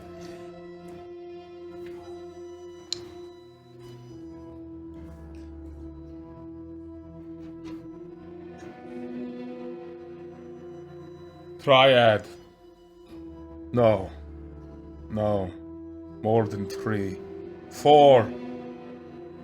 Arnhem, Odin, Mahmut, Fu Zhao. Show us not just her fate, but her past, present, and future. Taishan, they are here, they are listening. What do you beseech them? I feel it, Yonir. Guide us, Fu Zhao and the Triad. Show us what is meant to be. Show us what will become. Guide us, aid us to save this world, to save this land, to carry out your will. I start chanting. Join me, Taishan. Chant with me. We chant. We're not gonna do it. We're not gonna do it. You We're not gonna do this. pour as much of yourself as you can into this conversation, this dialogue that you're opening up, not just with the triad, the powers that you've become so familiar with, but reaching out to Fuzhou, whom... Real quick, from my side of it, if I cast a spell more than once before I finish a long rest, there's a 25% chance that I wouldn't get an answer. I don't know if the combo that team into account. attack From I'll my take that side into of account. it, there's 0% chance I won't get an answer. Yeah. So Thank you. No. We've been extremely rules is written tonight. Rules is written. all the way down to 19 games ivory in. shavings, baby. Yeah. That's So- Holy. That's actually insane, by the way. Yeah. Just gonna say. I have some really cool shit to say during Adventures and Chill. Yeah, We'll don't get fucking there. miss it. The chanting, you watch Scrim, you watch Barnabas as they enter this almost trance together. Yornir accessing the weird in his way, and Taishen trying to call upon a voice that has not spoken to him, not since arriving here in Drakkar. And for the first time since leaving that valley, that golden valley, you hear the voice of Fuzhou in your mind. Strength. Strength to overcome anger. Strength. And you feel a revelation swell within you that perhaps, though she is not changed, and she does not want to die, that she will be so many of the qualities that you came to know, that the creature that would have hoarded all of that gold and done all of those terrible things in fits of rage, maybe slightly humbled, and a little bit more free with the strength that she's earned overcoming the true wrath in Koskachi.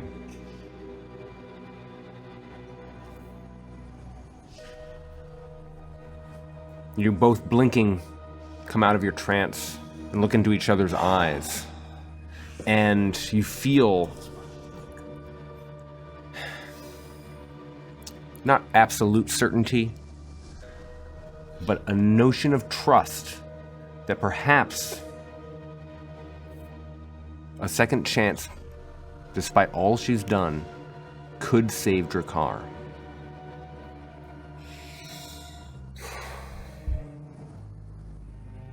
It's true.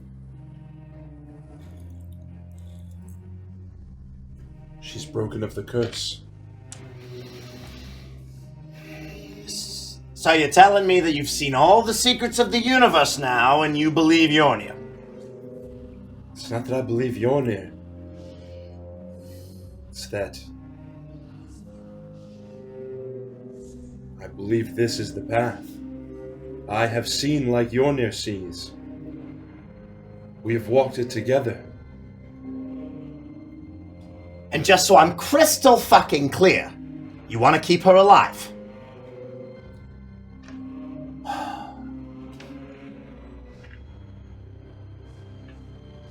I want to bathe her in fire and watch the skin melt from her bones, Scrim. But to set aside my wants, to focus on saving this land, because I believe in the vision that Yornir has seen. I believe the Metal Men are coming, and I don't know if this kingdom will stand against them. But I know that we will need all the help that we can get. And I think now that we can trust her. And I know now that should she turn against us, like we stood easily against Koskachi, the unkillable prince We felled him. And we will kill her too. Without blinking. How very mature of you, Tai Shen. Thank you. Bonobos, what do you make of all this?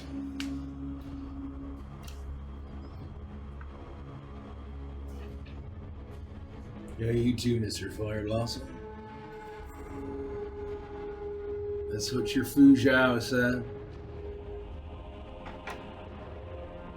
Yes, Barnabas. What were his words of wisdom to you? I imagine it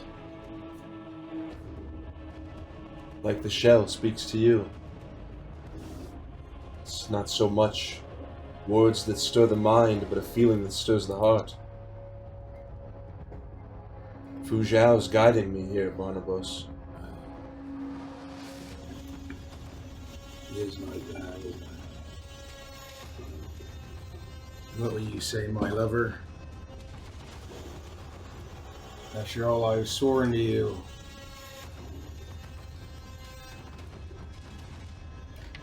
After all I pledged.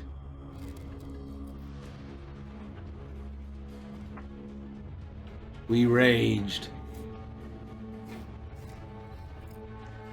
We roared. And we had a life for a time. And that time is gone.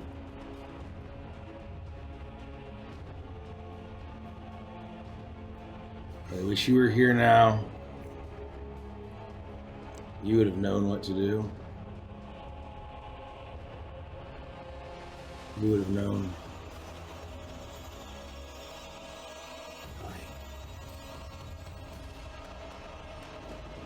Strength.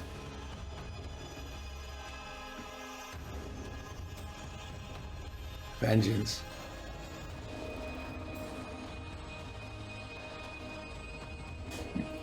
I don't know anymore.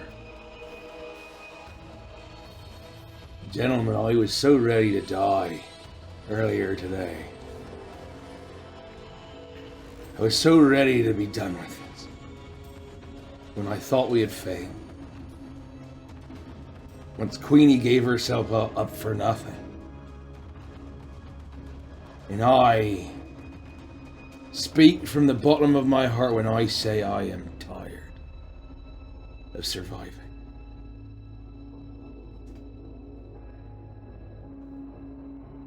But I know now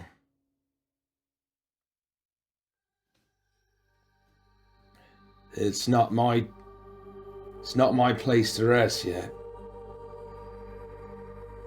I don't get that luxury, do I, Mr. Yarnir? No. He sees our fate. If I face her in combat, she will not slay me. No, she will not.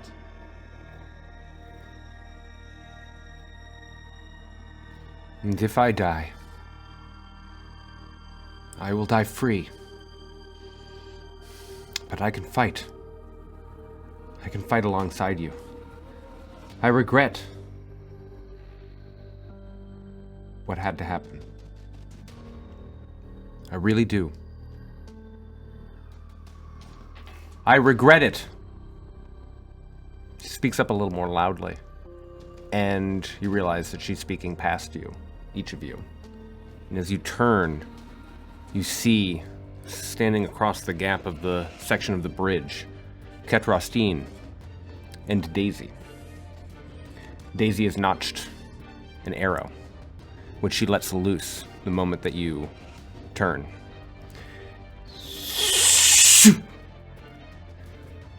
Right into the shoulder, just above the heart. The arrow smashes into the princess's body, who takes in some air. You can see the streams of tears coming down Daisy's face as she lowers her bow. Didn't miss. For Queenie. And she points at the princess. They've been watching. She clearly knows what's happened. devastated. She pulls another arrow out and waits to see what decision you all have made.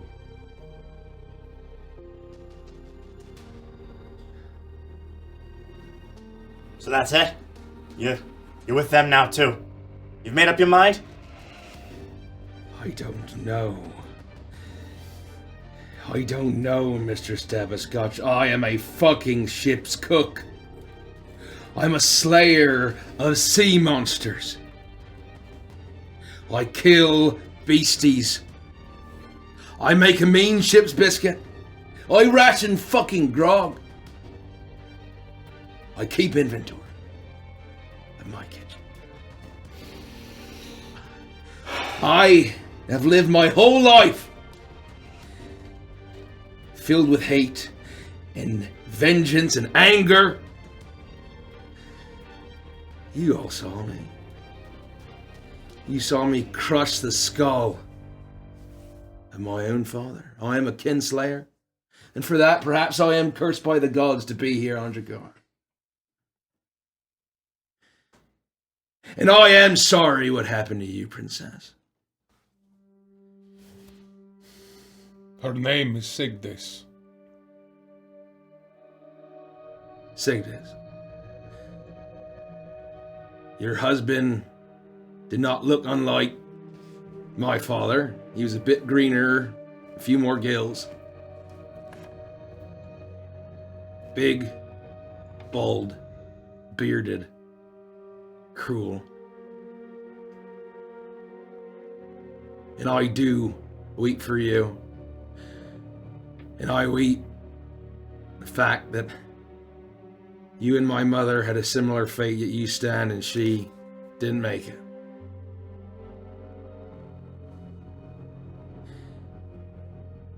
And all I want to do is watch you transform into that scaly abomination that I know you are deep down.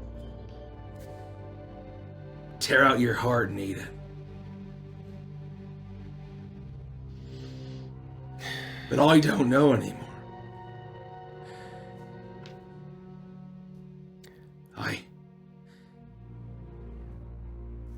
She's not in here, Lance. Barnabas.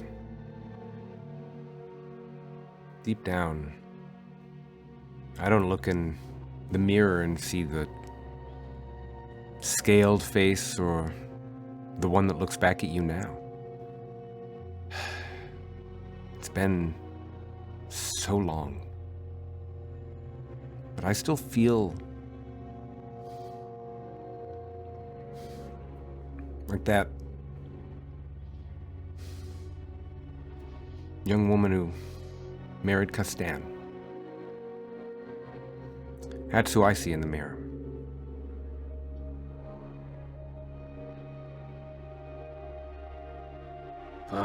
I'm sure you do. I swore I would rage. But it was she. She cared. Because I could rage with the best of them. And roar and have a passion for life. It was only a fraction of hers, but I get hold my own.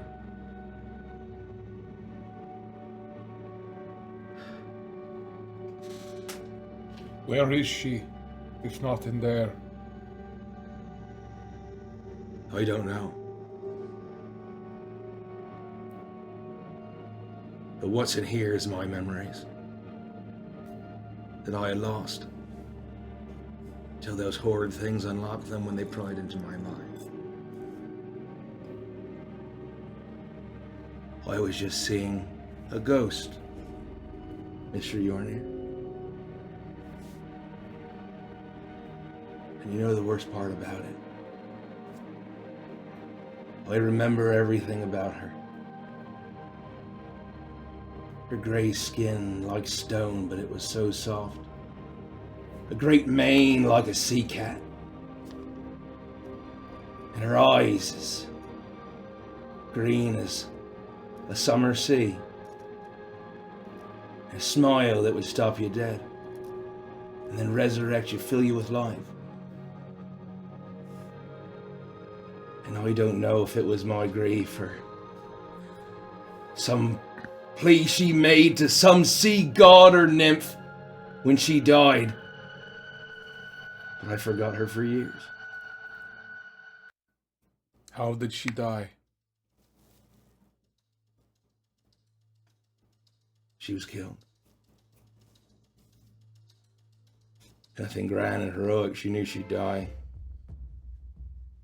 Raiders, corsairs, people, trading in people.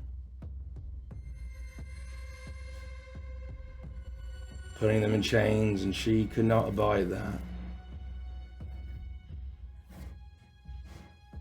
And the life that we had built in comfortable tropical islands, it was nice, but I couldn't tell her what to do. It was her choice to die. Her choice to fight, her choice to rage.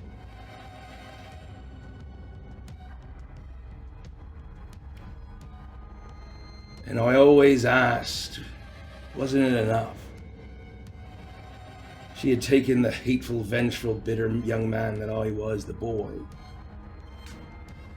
and brought an ounce of kindness and wisdom.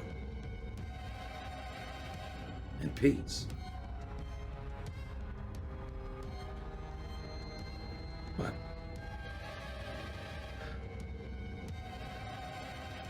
she still went, and when she went, I knew that because I loved her, that I couldn't tell her to stay and I couldn't keep her. Otherwise, I wouldn't have loved her. It's like trying to claim the sea.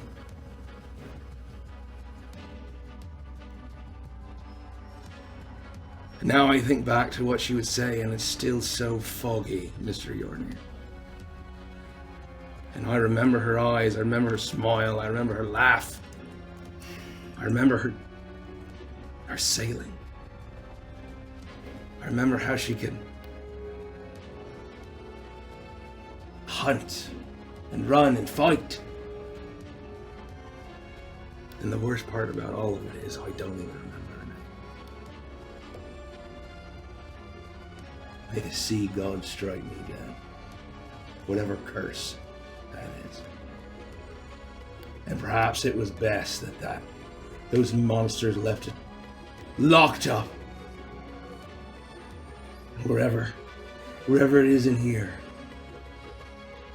And perhaps when I finally see her again on that Fiddler's Green, and we can sail into the green flash, I will see her and I will remember. And then I will be at peace.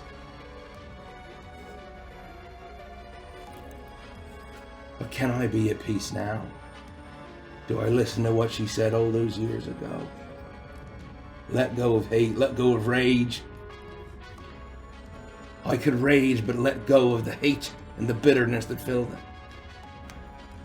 I do not know.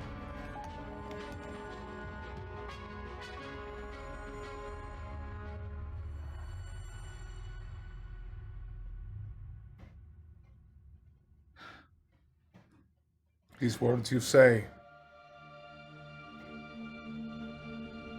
Love. Rage. Passion. Wrath. She and you are not that different.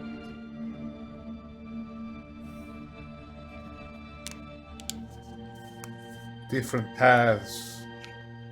Different moralities, yes, but think of what you have done because of the fury, because of the hate. Do you not have any regrets? My whole life is full of regret, Mr. Yornir. All of it. I never found those corsairs. I never did. And it wasn't like some song that they sung, some great tale, no blaze of glory. The singers, the shanties, no mention of her. Perhaps they might have remembered her name. And I can't help that she was of the sea itself. And was it she who whispered to the gods of the sea and asked them to spare me from a life of longing and regret and sorrow and banish it from my mind? Or was it my own folly slumped over in a bottle of rum, rotting my brain? I will never know. She's here and she's not. Her song is here, but I'm just looking into the past. I'm looking at a ghost, Mr. Yorney.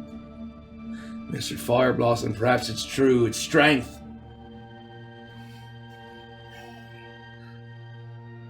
That I need.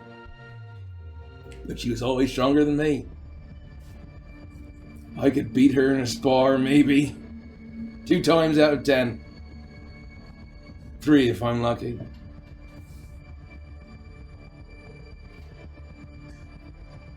She may be gone, but fate has led you here. Love has led you here. As it has for her.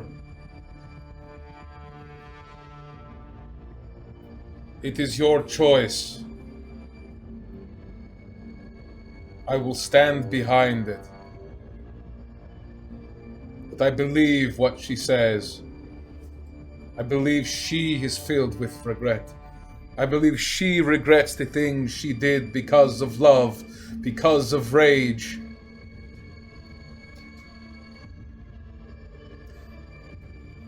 We have the artifact. We have the strength.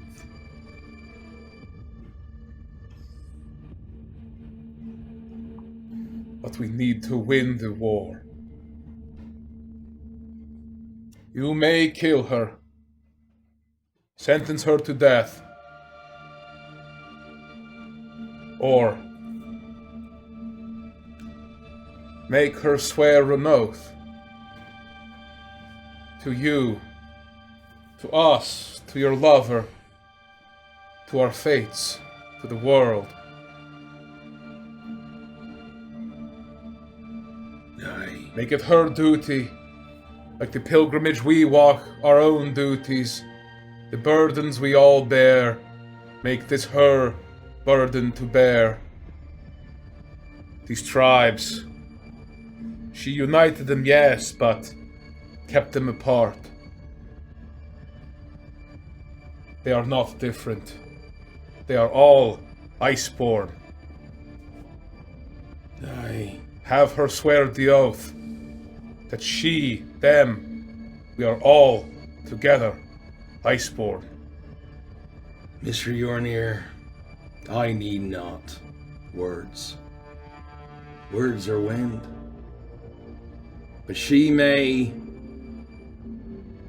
pledge not to me, not to her. My lover would never care for such things.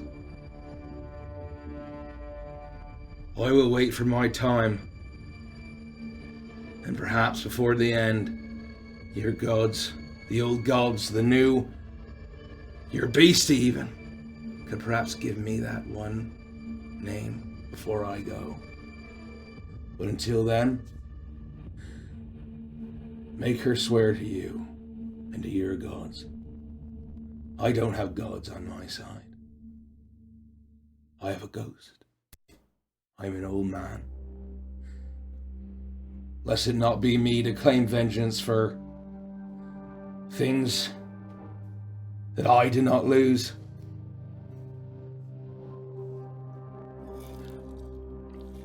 As long as the young lady, she lost her sister. and she found one and lost her again. If the young lady can abide by your wisdom and your strength, I will stay my anchor, but it's no longer my decision.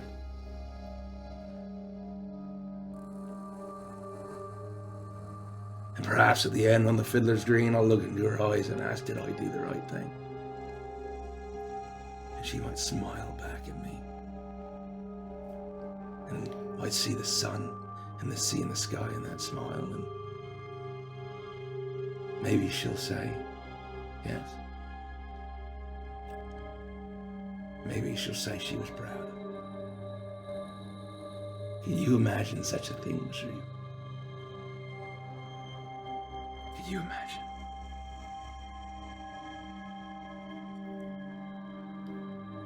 I think for those that truly love us are always proud as long as we follow our heart.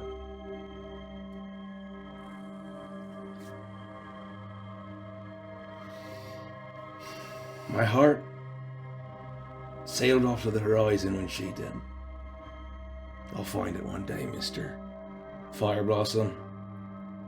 Until then, make her pledge to yours. And I'll kind of probably take a step back and lean against like one of the pieces of rubble. And I'll just sit back.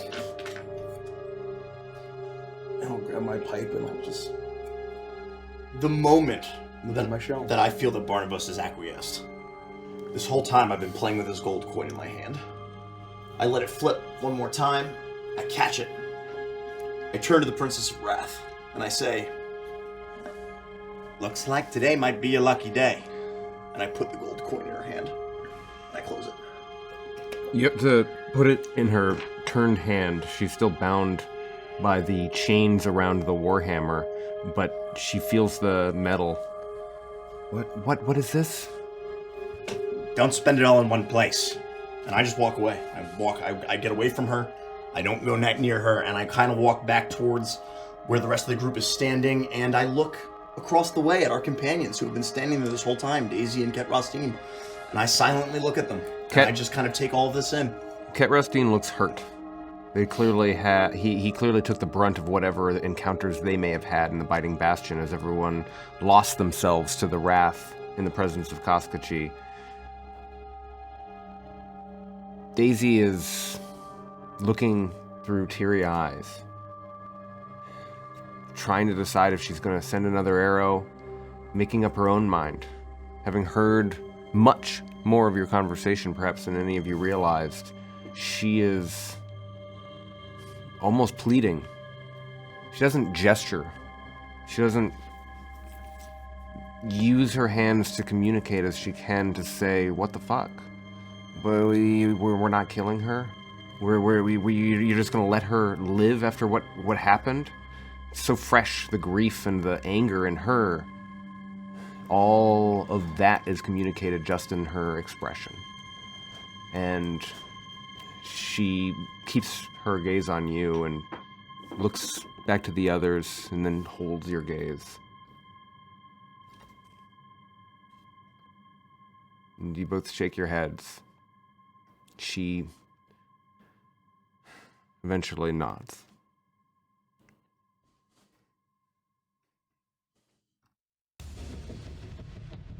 Hashem. To free her, then. Is this your choice?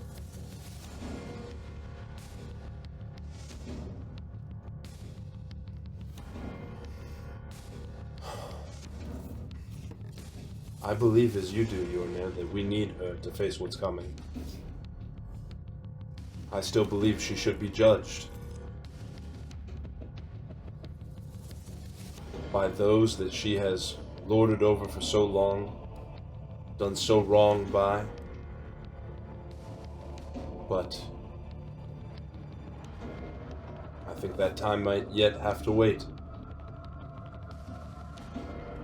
I think for now, Queenie gave her life not just to save us, but to ensure that we kept the Hexagon armament so that we could save all of Drakkar. Queenie gave her life for Drakkar. We will do what it takes to save it. Do you believe words have power? I do.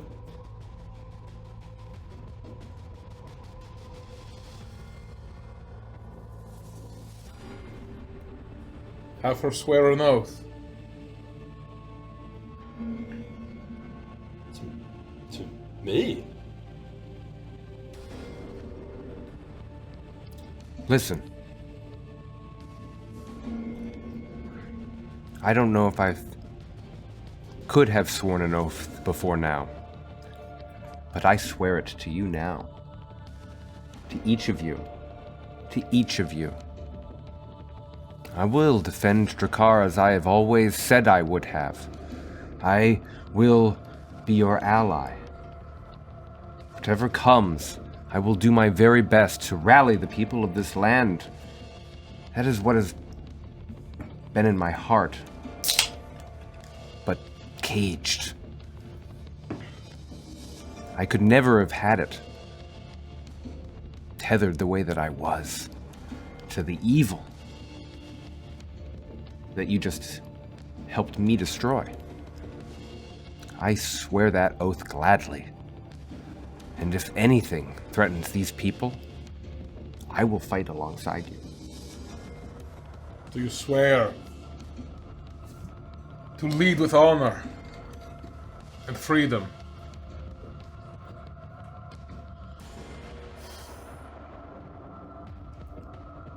I swear. Do you swear to join us in the coming war and the end of all things? You have my fangs and my talons. Do you swear to lead all the peoples of Drakkar as Iceborn?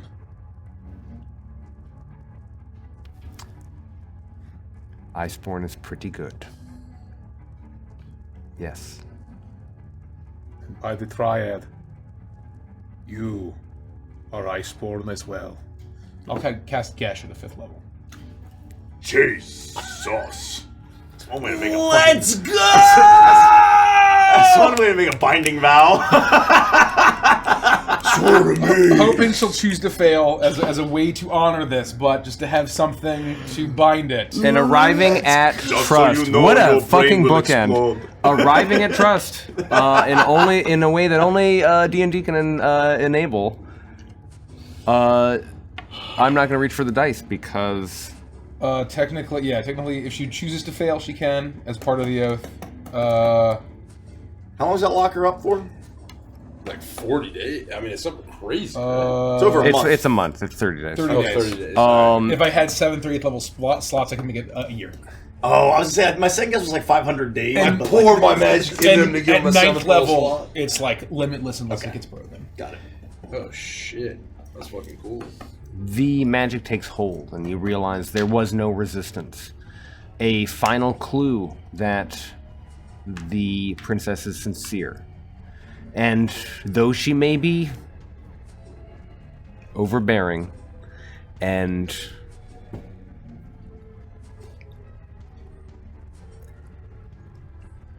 not cruel, but Hot-headed. of Drakkar, she is earnest in her hope and to not cross certain lines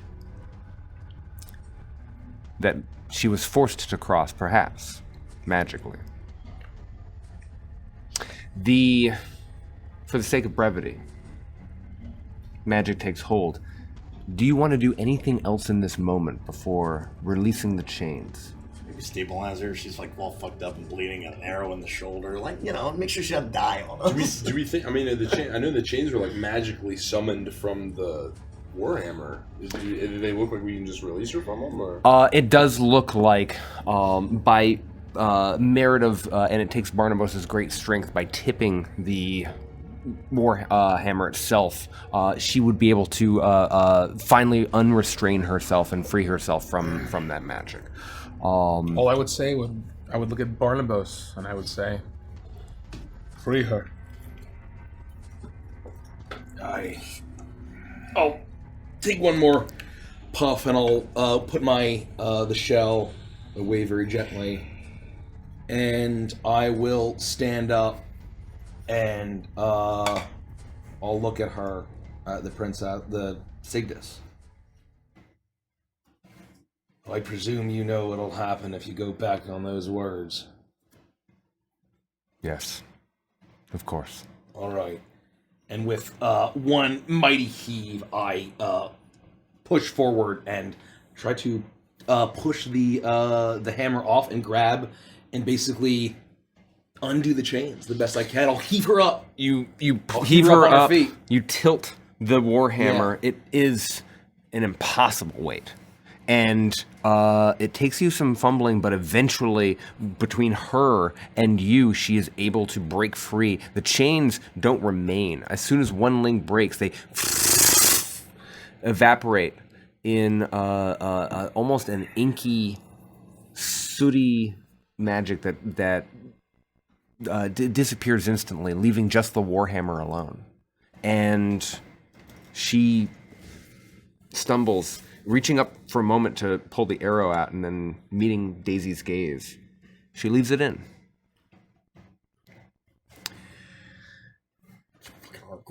Minutes later, contingents of Goliaths, the Ivory Clutch, other kobolds would eventually cross the bridge from the Argentholm side of the lake and meet with you. And you have to take stock, have to come to grip with what has happened on this day. Not just your own personal consequences, the impact of what's happened, but what has happened to this most populous settlement, this city within Drakkar. And that's where we'll take a quick break. Ooh-wee! Hot damn. Oh my god. I have a lot to say, but I'm not going to say anything because you have to join Adventures and Chill to find out. What a landmine. I couldn't stop it. What a wonderful joy. Thank you so much.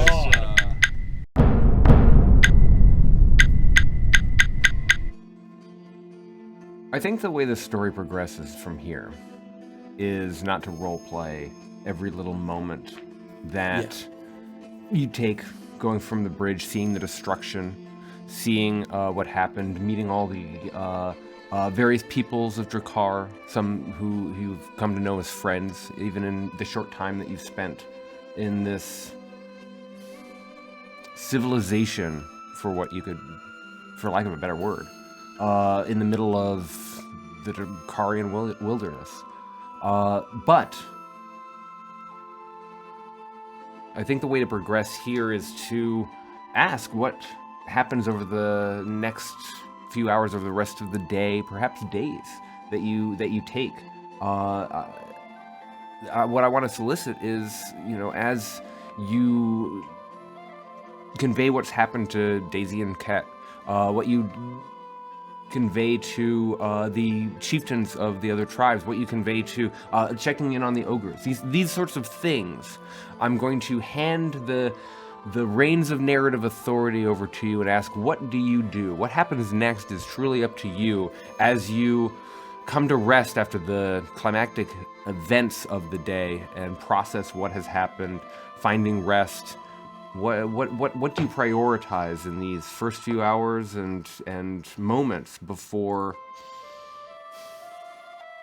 getting back on the road, getting back on the path, getting on your pilgrimage towards fate, towards this responsibility, this duty that the gods have thrust upon your shoulders?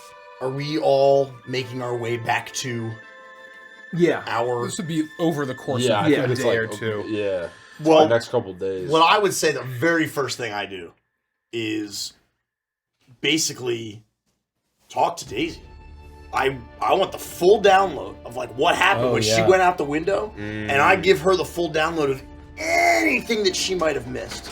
and just basically trade stories and get her up to speed and try to like help her understand why we came to the decision that we came to, having seen the confusion and hurt in her eyes, much that Scrim felt moments before.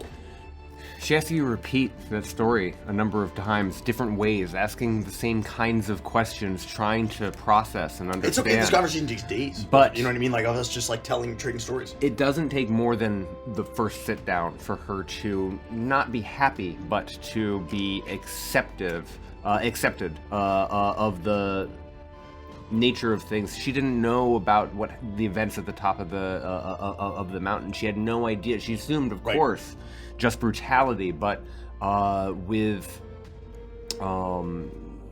everything that she had experienced. We gotta break the news of Queenie, like breaking the news of everything. Queenie. She had overheard that Queenie had died and assumed the worst when she listened in on the conversation from across the bridge, but knowing that it was her choice, knowing that there were these other powers involved, hearing you describe the voice on the wind, hearing the princess's reaction, and having these sudden dramatic turns, she eventually comes to accept this truth and understands the decision that was made. She describes her own journey very simply. She was thrust out of the window and assumed the very worst. In the final moments before she reached the bottom of the tower, she saw that there was a slope, but still made an effort to push herself, using what she has learned in terms of not nudging arrows and the psionic ability, trying to buffer her impact on the ground, and it was enough to almost completely negate the bludgeoning impact of hitting hard snow like that. She was dizzy, bewildered, and immediately started to make her way around the biting bastion, but couldn't make it back up to the tower in time, couldn't sneak in, couldn't ascend its walls. It's a fortress.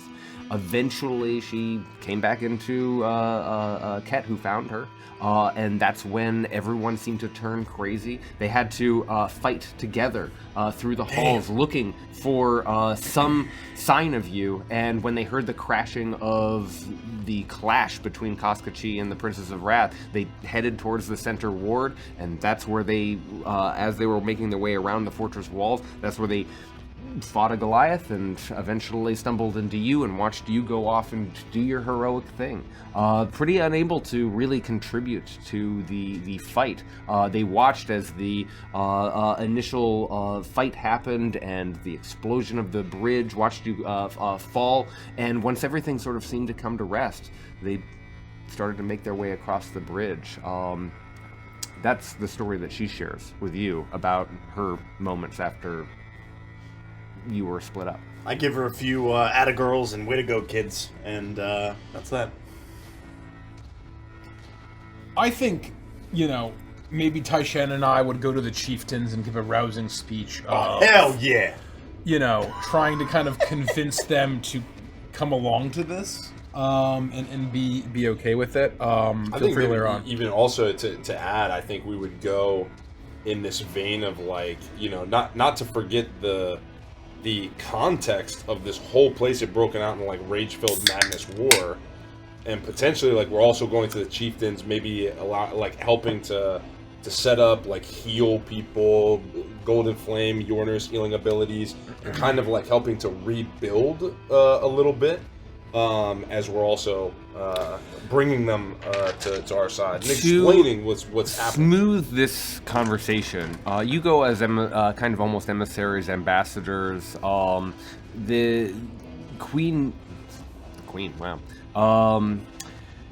No longer the princess. Sigdis is trying to recede for a moment as ruler, to make sure that there's a framing, a messaging of sorts. She understands this is a very sensitive time and that she had acted very rationally, that she'd that at tremendous political cost.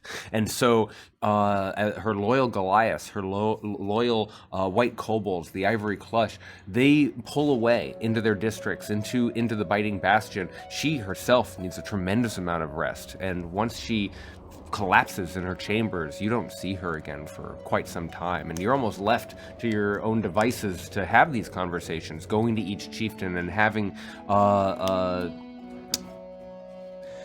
a come to the truth conversation. You meet with the orcs, you meet with the minotaurs, you meet with the dwarves, you meet with the elves. You learn that there were not, that no one was unscathed. Everyone is giving themselves a little bit of, what's the word I'm looking for? Leniency. Grace. Thank you. Giving each other a little bit of grace because they themselves felt that pull of anger in the presence of the terrible evil that was suddenly unleashed upon this land. And I think Yornir would, like, in these conversations, really sort of lay it on thick that, like, man, it was really Koskachi, like, you know, that rage that you felt, that she was feeling with that the whole time, and we broke it, and, you know, all this. I think we would tell them about the war, the upcoming war, and like, hey, like, look, guys, 100%. this shit's coming. Yeah. You know, you all need to get ready. We're almost trying to, like, arm these people, you know, not like with weapons, but with knowledge about like, hey, like, it ain't over yet, you know, like the real fight's just getting started. And you were confronted by the fact that there were heavy losses, that Argentholm was already struggling, that the fact that they hadn't united previously meant there's limited firewood, there's limited food, winter may already be nearly over, but that doesn't mean that food is coming tomorrow. That doesn't mean that the trees are going to regrow overnight. There's dire circumstances. You also learn when you reach the... And I can definitely remember because it's 1 a.m. in the morning. 1 a.m.? The Shadowvale Cabal. Elder Nightbloom. Yeah. The chieftain that you came to know was one of the fallen. Oh, fuck. Oh, wow. You do learn that a married couple is still alive. The right? newlywed is now chieftain. And so you have your conversation with Aquila, the one who had been chosen to ascend to that position of chief. She is now the one. In your conversations, you have a suspicion that perhaps it was she who, in her rage, could not resist. But there's no way to know for sure what happened in those strange hours. Yornir doesn't pry. Yeah. You know. I produced the crystal that I found on Whisperfang all those many real-life months ago, as I feel a strange blood connection to it. Thank you for remembering. Oh my god. When you go to see her, I totally forgot about that. the gem, the crystal, the burn a hole in my object that pocket. you found on Whisperfang's body is indeed the cage that had the two Bargists in it. And Kate does weird things to my blood.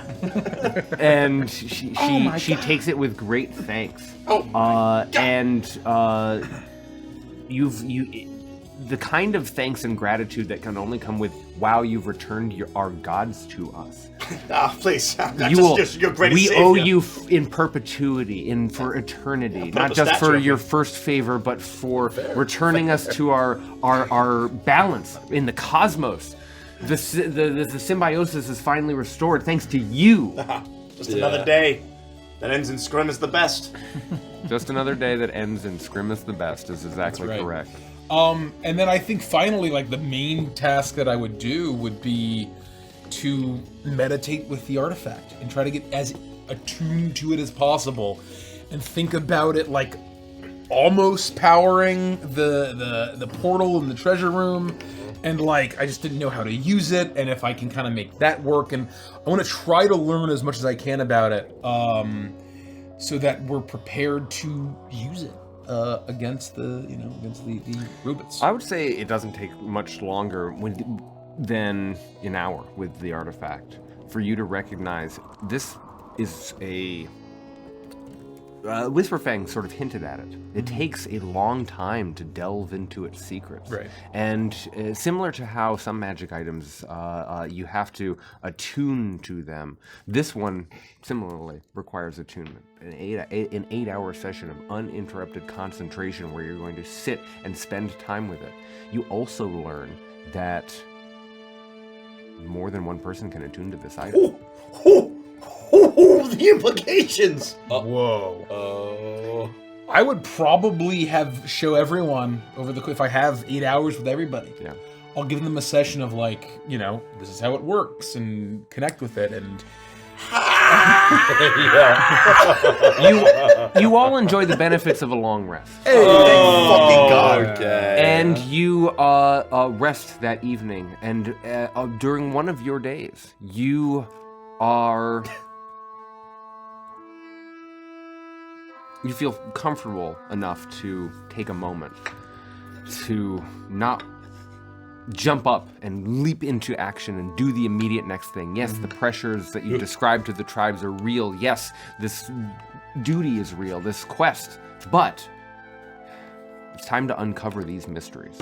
And you all become attuned to the Hexature armament. Damn. Yeah. Using this time. I would hand you a magic item card. But I need to get a Dan Dillon seal of approval real quick. Shit! Next season. So next season, join yeah. us next season when we'll find out what the actual Hexature does. I have just one feature that I want to noodle on, but the rest of it is fucking crazy bonkers. Holy fuck. You realize that this magic item it has infinite power. It is the axle of an entire plane of existence, and with access to it, you feel the push and pull of delving into that magic, maybe accessing tremendous energies. Damn. But that there might be consequences that come with those choices. What else do you do? I would make a nice feast. I wouldn't be thinking too much about rationing at this point. It's like how when you're icebound and it's Christmas time and you got to do it for morale and it's gonna be hard for the rationing and hard for the stores, but it's needed. So it's extra portions, it's good stuff. I'm breaking out everything that I was saving and trying to ration. I'm just cooking it all. And if the ogres had a rough time of it, I'll be welcoming them in. The humans as well, if they're there. When you get to the district, your first return after leaving the Biting Bastion, after seeing Sigdus to her tower to rest and seeing everyone sort of calm for the evening, when you return to your district, you find that everyone is okay. They mostly turned on each other. This district was the least guarded, so there were the fewest kobolds or Goliaths or anything like that to worry about. They had heavily barricaded everything, but because they knew you weren't there, they left the ogres alone. They were filled with wrath, and they had a great fight about it, chuckling and laughing and grabbing each other's arms and smiling. What a beautiful battle that was. The morning after a purge is glowing on their face as they and no one was seriously killed or hurt. And so Manny happily welcomes you back to the district, and because it's feast time and because you're overspending, you are able to not just feed the stomach, but you are able to feed the spirit, Barnabas. And then at the end of the feast, I think that we'd probably have a nice quiet moment for Queenie and honor her. And I think at the end of the feast, I would walk over to Taishan, or maybe I'll be sitting next to Taishan. Yeah. And I would have had the emblem of the Icebound castaways and now the Iceborne around my neck. Yeah. And I'll say, Mr. Fire Blossom, and I'll yank it off. And I'll say, this whole time, I should have been thinking about the journey we saw in the lights all those months ago. Fortitude to overcome fear. Wisdom to overcome doubt. Strength to overcome wrath and anger. Despair, the Triad says.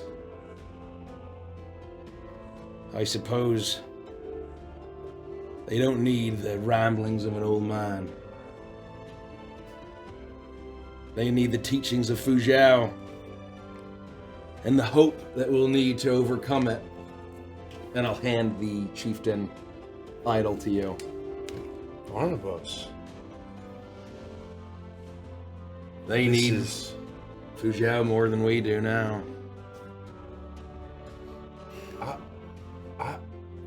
I don't think I can lead these people through Fuzhou. This is too great an honor. Mr. Urinier's already refused. He's here to guide with his wisdom in his eye. Oh, don't and look not at to me. lead. No, Tai-Shen. Take your promotion and be happy. And I am but a simple cook. Mr. Urinir, I've got a strong arm, stronger back, although every year that goes by it gets a little more creaky, but I'll make some mean salt pork if you need it. But you should be the chieftain of the Iceborne. Barnabas. This means the world to me. And the teachings, what we've learned so far, I don't think it's something you learn once and that's it, it's done. I think we find the strength to overcome wrath every day. We find the wisdom to defeat fear. Jeez, can you believe he looked at me? What a maniac. Fortitude to overcome fear. We find it every time the fear sets its way in. It's not about keeping it out, but understanding what to do when it finds its way back in. And the wisdom to overcome doubt. It's okay to doubt, but to entertain it for but a moment before we come together. And I know these things, it's not just me, Yornir, Scrim, yourself. We'll do this like we do all other things, together. Aye. We're gonna need a whole lot of hope, Mr. Fireblossom. I believe, with Sigdus alive or not, we're in for a whole heap of despair. I think you're right. For now, an eerie sense of calm sets in, but I know we all feel it. Like the eye of the storm. Aye. A maelstrom swirls around us, tearing at the peace, waiting to come in, waiting to sweep us away. We've sailed full bore in every maelstrom thus far. What's one more? What's one more, Barnabas? Hey there, lad. Well done. Chieftain of the Iceborne.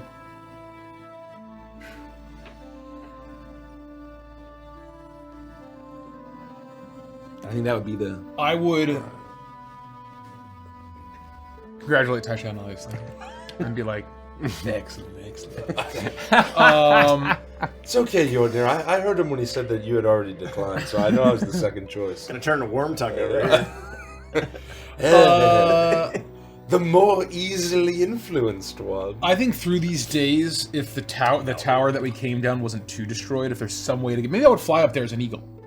That's what I would do. I would fly up there, shift out, and I would sit by the tree, and I think meditate and feel the connection to the Feywild and the winter lands, and just sort of reflect on Queenie and losing her and what her sacrifice meant, and what role the Queen has or had to play, wondering if there's still more for her to play or not.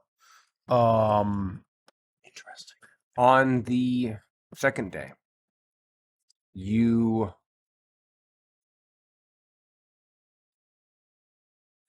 don't find the tree disturbed, but you know that it has been, your tracking senses being what they are, your knowledge of plants being what they are, you know that it has been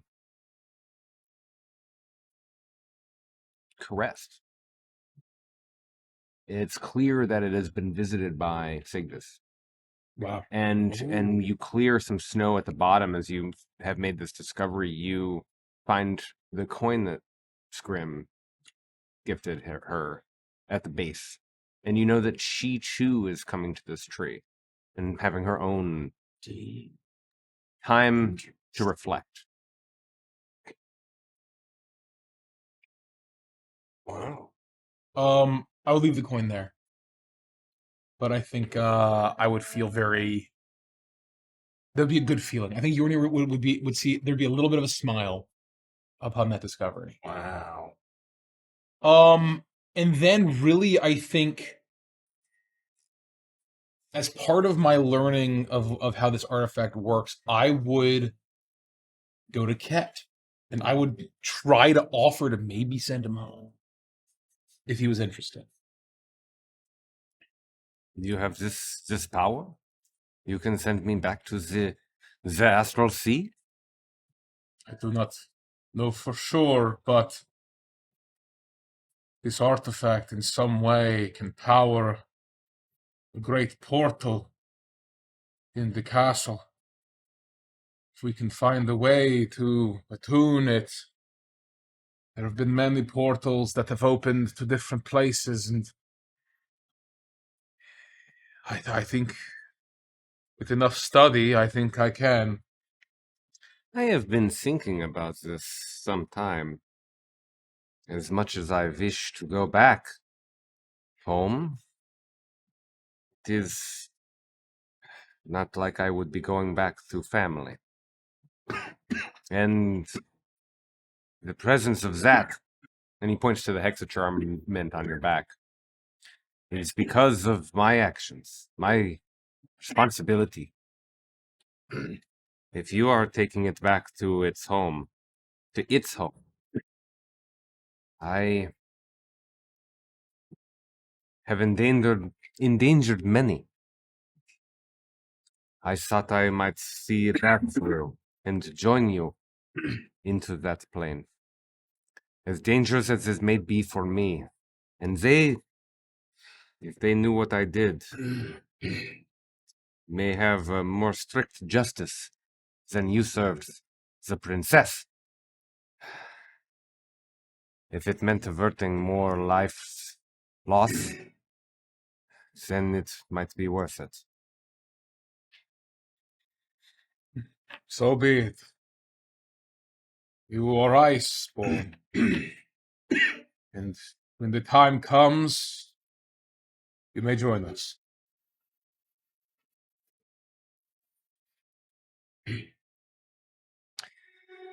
You have that conversation, and Ket, he's much weaker than he is now. When you met him, he was already a year atrophied, but still a strong fighter. His torment at the hands of the princess was debilitating. I think I would tend to his wounds. That'd be something that I'd be doing, is making sure that he's healing okay. And I would honestly even offer to tend to Cygnus's wounds, and checking in on her, and if she would allow me to sort of obviously her, like, when you visit her, she is very distant.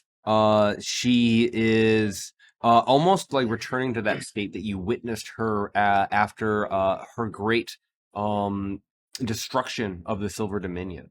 After she decimated those people, she went to slumber, and for a long time. And it's not as though she wasn't just on the brink of death. The emotional transformation seems to be something that she needs to recharge. And her biology being what it is, an arrow wound here, a bruise here, an ice pack, even magical healing can only get her so far, but her exhaustion takes much longer to recover. I think Yorni would really go into like crisis management mode and really kind of play that sort of medicine man advisor role. like going to the chieftains and giving. He would probably barely sleep, right? Like I'd be barely sleeping. This You're whole going time. from one thing after the other. Yeah, just like trying to help people and trying to give advice and trying to keep everybody from like losing their shit and just doing what I can while trying to study this thing.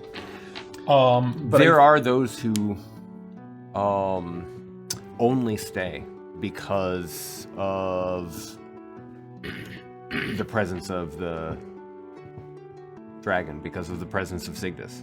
What you do imagine that had she been destroyed, that the kobolds would have fled, the Goliaths would have gone on their own way, the Minotaurs in there, the dwarves would have hunkered down even further, right?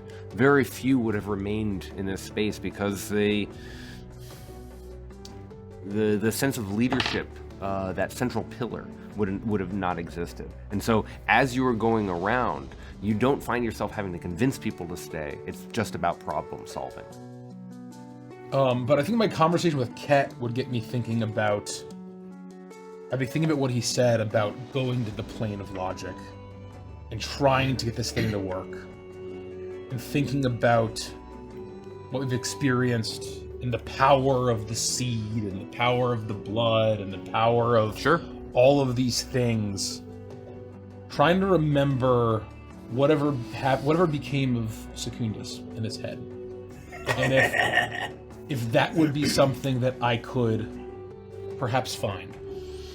You, the last you saw the head, gosh, it was put into a steel box, or a metal box, not steel, but some form of container, and slid shut so that the scream couldn't be as loudly heard. You just gotta run out of energy at some point. So you have no clue where that artifact might be. You could search towers for it on your own, or you could ask the one person who almost certainly would know at this point, which is Cygnus. Yeah, I think if we're visiting her and talking about it, like I would ask her while I'm treating her, like. I think also we'd be in and out of the bastion, like ensuring, that kind of things are going, executing as we were intending them to. A temporary bridge is rebuilt across the 60, 100-foot gap that exists on the bridge. So it's easy enough. You can't roll a a wagon across it, but you can walk across it without fear of falling, and you're able to go back and forth. Cygnus happily shares once you ask. The head of Secundus is still in its box here in her chambers. It was a trophy for her at the time. She's still proud of the fact that she survived that sudden ambush that came out of nowhere. At the time for her, she now understands its connection to the Hexature armament and the connection of the head to this dangerous plane. I would have ended with Taishen becoming the chieftain. I would have kind of announced it with like a bellowing roar, kind of like really loudly, and getting everyone to kind of realize that Taishen is now the leader of the Iceborne and he should be respected and all of that. And I'll be like the ultimate hype man, basically. Like my goal is to be the ultimate hype man. And I think now, as I think about like all of the wrath and the anger and the vengeance, is a young man's game, and I'm an old man, and so I should be more like. It's no longer my way to do it, right? Like I was the temporary captain because I needed to be, but Taishen, the teaching of Fuzhou, has taught me something, and so it should be him that leads into the future. And I think I would end the feast with a rousing rendition of "Here's the Health of the Company." They don't have to roleplay, but I think everyone would get really swept up into it. I think it'd be very emotional. We'd heal a lot of wounds. I know everyone. I think it would get really good, and I think it would really would be we get advantage on the group performance check and persuasion. Everyone would rally around Taishen with a rousing rendition of "Here's the Health of the Company." That is, I think, how I would end the feast. Did he find the box with the head in it? Yeah. How long are you waiting to do that? I do open it. Yeah, real part quick. of us is thinking it's cool and all, but I want to do that. When you open the box for the first time, the timey-wimey, at a certain point you do open the box. You perhaps take it back to the district, to your home, or you decide to gather your friends somewhere in the Fighting Bastion. I think before maybe before I open it, I want to like basically like, I think I would have Tai-Shen with me. Because I feel like I'm almost like an alchemist or like a wizard collecting all of the things that we need to learn. And Tai-Shen knows the arcane and I know the more primal stuff. And I think we would also go down to the portal to kind of learn what we can, if any of that still exists, right? Like, You may also get any notes Whisperfang had. Exactly, we would any collect some notes, research. We would want He was studying it for years and years and years, presumably. All those runes we were flailing with, like... You find the research, but the chamber below the treasure vault is absolutely wrecked from the confrontation that you had with the Princess of Wrath there. She pushed over the ship. The ship is crumbled, broken, destroyed. The portal shattered. The deck, the runic surface that you were able to manipulate that was unlocking all this magic, and it was just at the tip of your tongue, so close to perhaps getting you where you wanted to go in that very moment, crushed by the ceiling as it collapsed. There's almost no way to start to pull it apart, and even if you took the time that it would require to archaeologically like dig it out, it would take even longer time to relearn the mysteries that the Silver Dragonborn had themselves discovered about the arcane so many centuries ago through this research and through trial and error. It would be a lifelong pursuit. There is no path to the plane of logic through that chamber. At least we tried. Yeah, I think to study the stuff, we would go back and I think collect it all, and open the box. When you open the box, you do not hear a scream. The head of Secundus, no longer as freshly pulled from its spine, Hey, what's up, guys? is dormant. Hey guys. It's dormant. There's no more energy in its eyes. Juice. There's no more energy in its mouth or face. It is. He died. You're able to pull it up, and it feels like picking up a pewter flagon. It's still huge in your hand, but it's as lifeless as a brick. I would examine it. I'd pass it to Tai-Shen to see if he could glean anything from it. I'll examine it as well, see if we get any kind of latent... Obviously, it seems as though his life force has dissipated.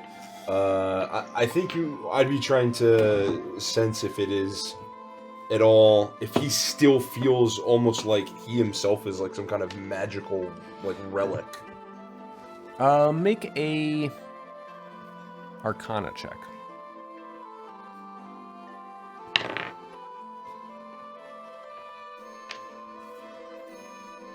At advantage?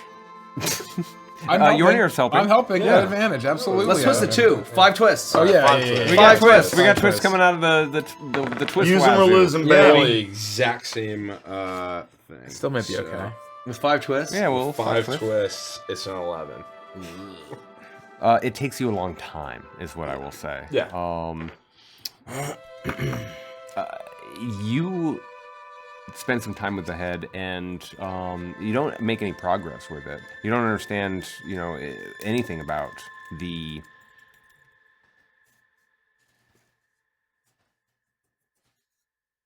I don't want to say biology in this case. It's not quite the right thing, but it's like this mechanical biology. So beyond Yournir's. It's so beyond what you don't grasp that. But as you are manipulating it, eventually a thought does occur to you, and you remember what happened to his steed.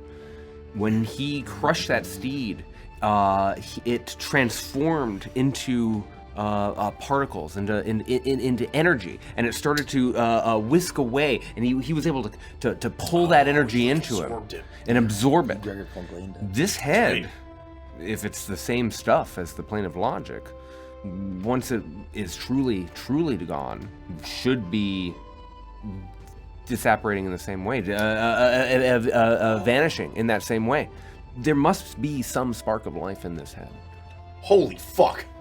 Something's keeping it together. Yonir, something's still in this. You remember the horse? Yes. The Remember horse. how Secundus, he crushed it, he absorbed power from it, drew it into himself, became much stronger. Do you remember when we battled the princess?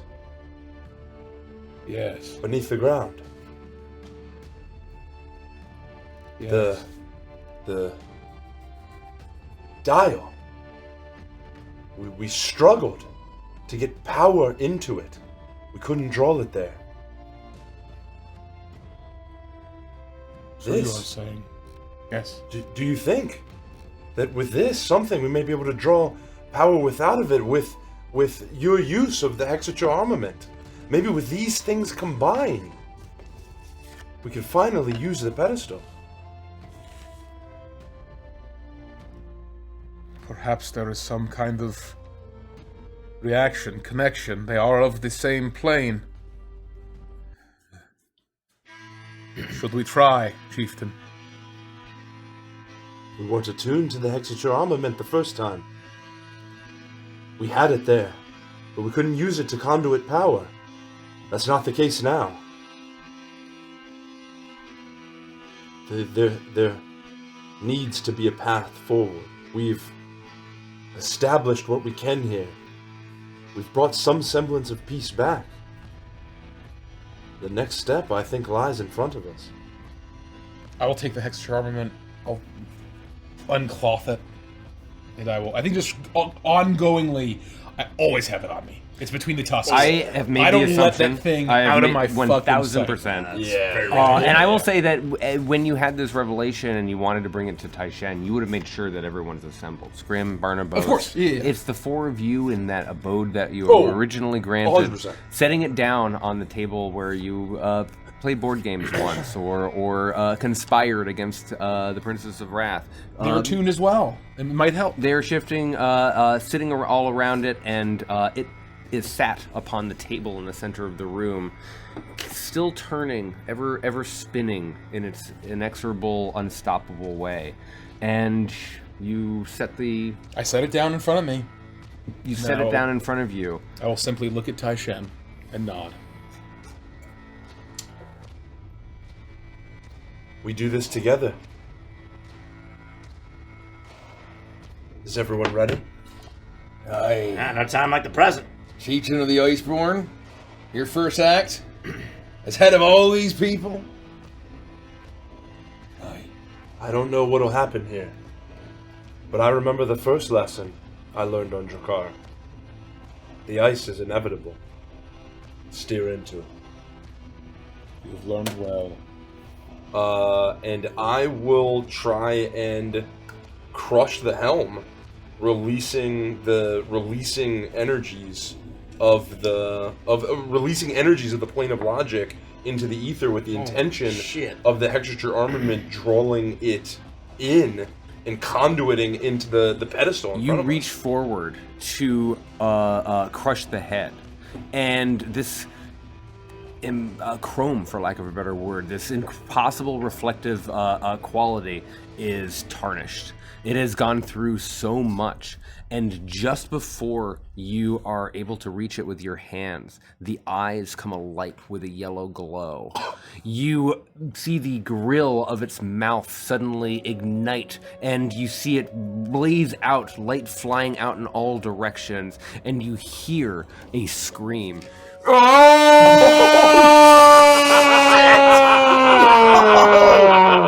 my God!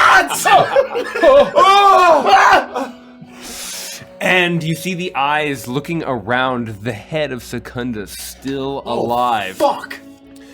Where am I? What is happening? Secundus, you're alive. The Hexature armament. Where is it? It is beside you. It is right here. We have found it before you did. I knew that it was here. I knew it. You have brought it to me. I have found it. We sought it so that we could return it to you, so you would take it back to your plane, and not bring your armies here, and not waylay the visions that we have seen of what is to come. If it does not come back to you, we have it here. At last.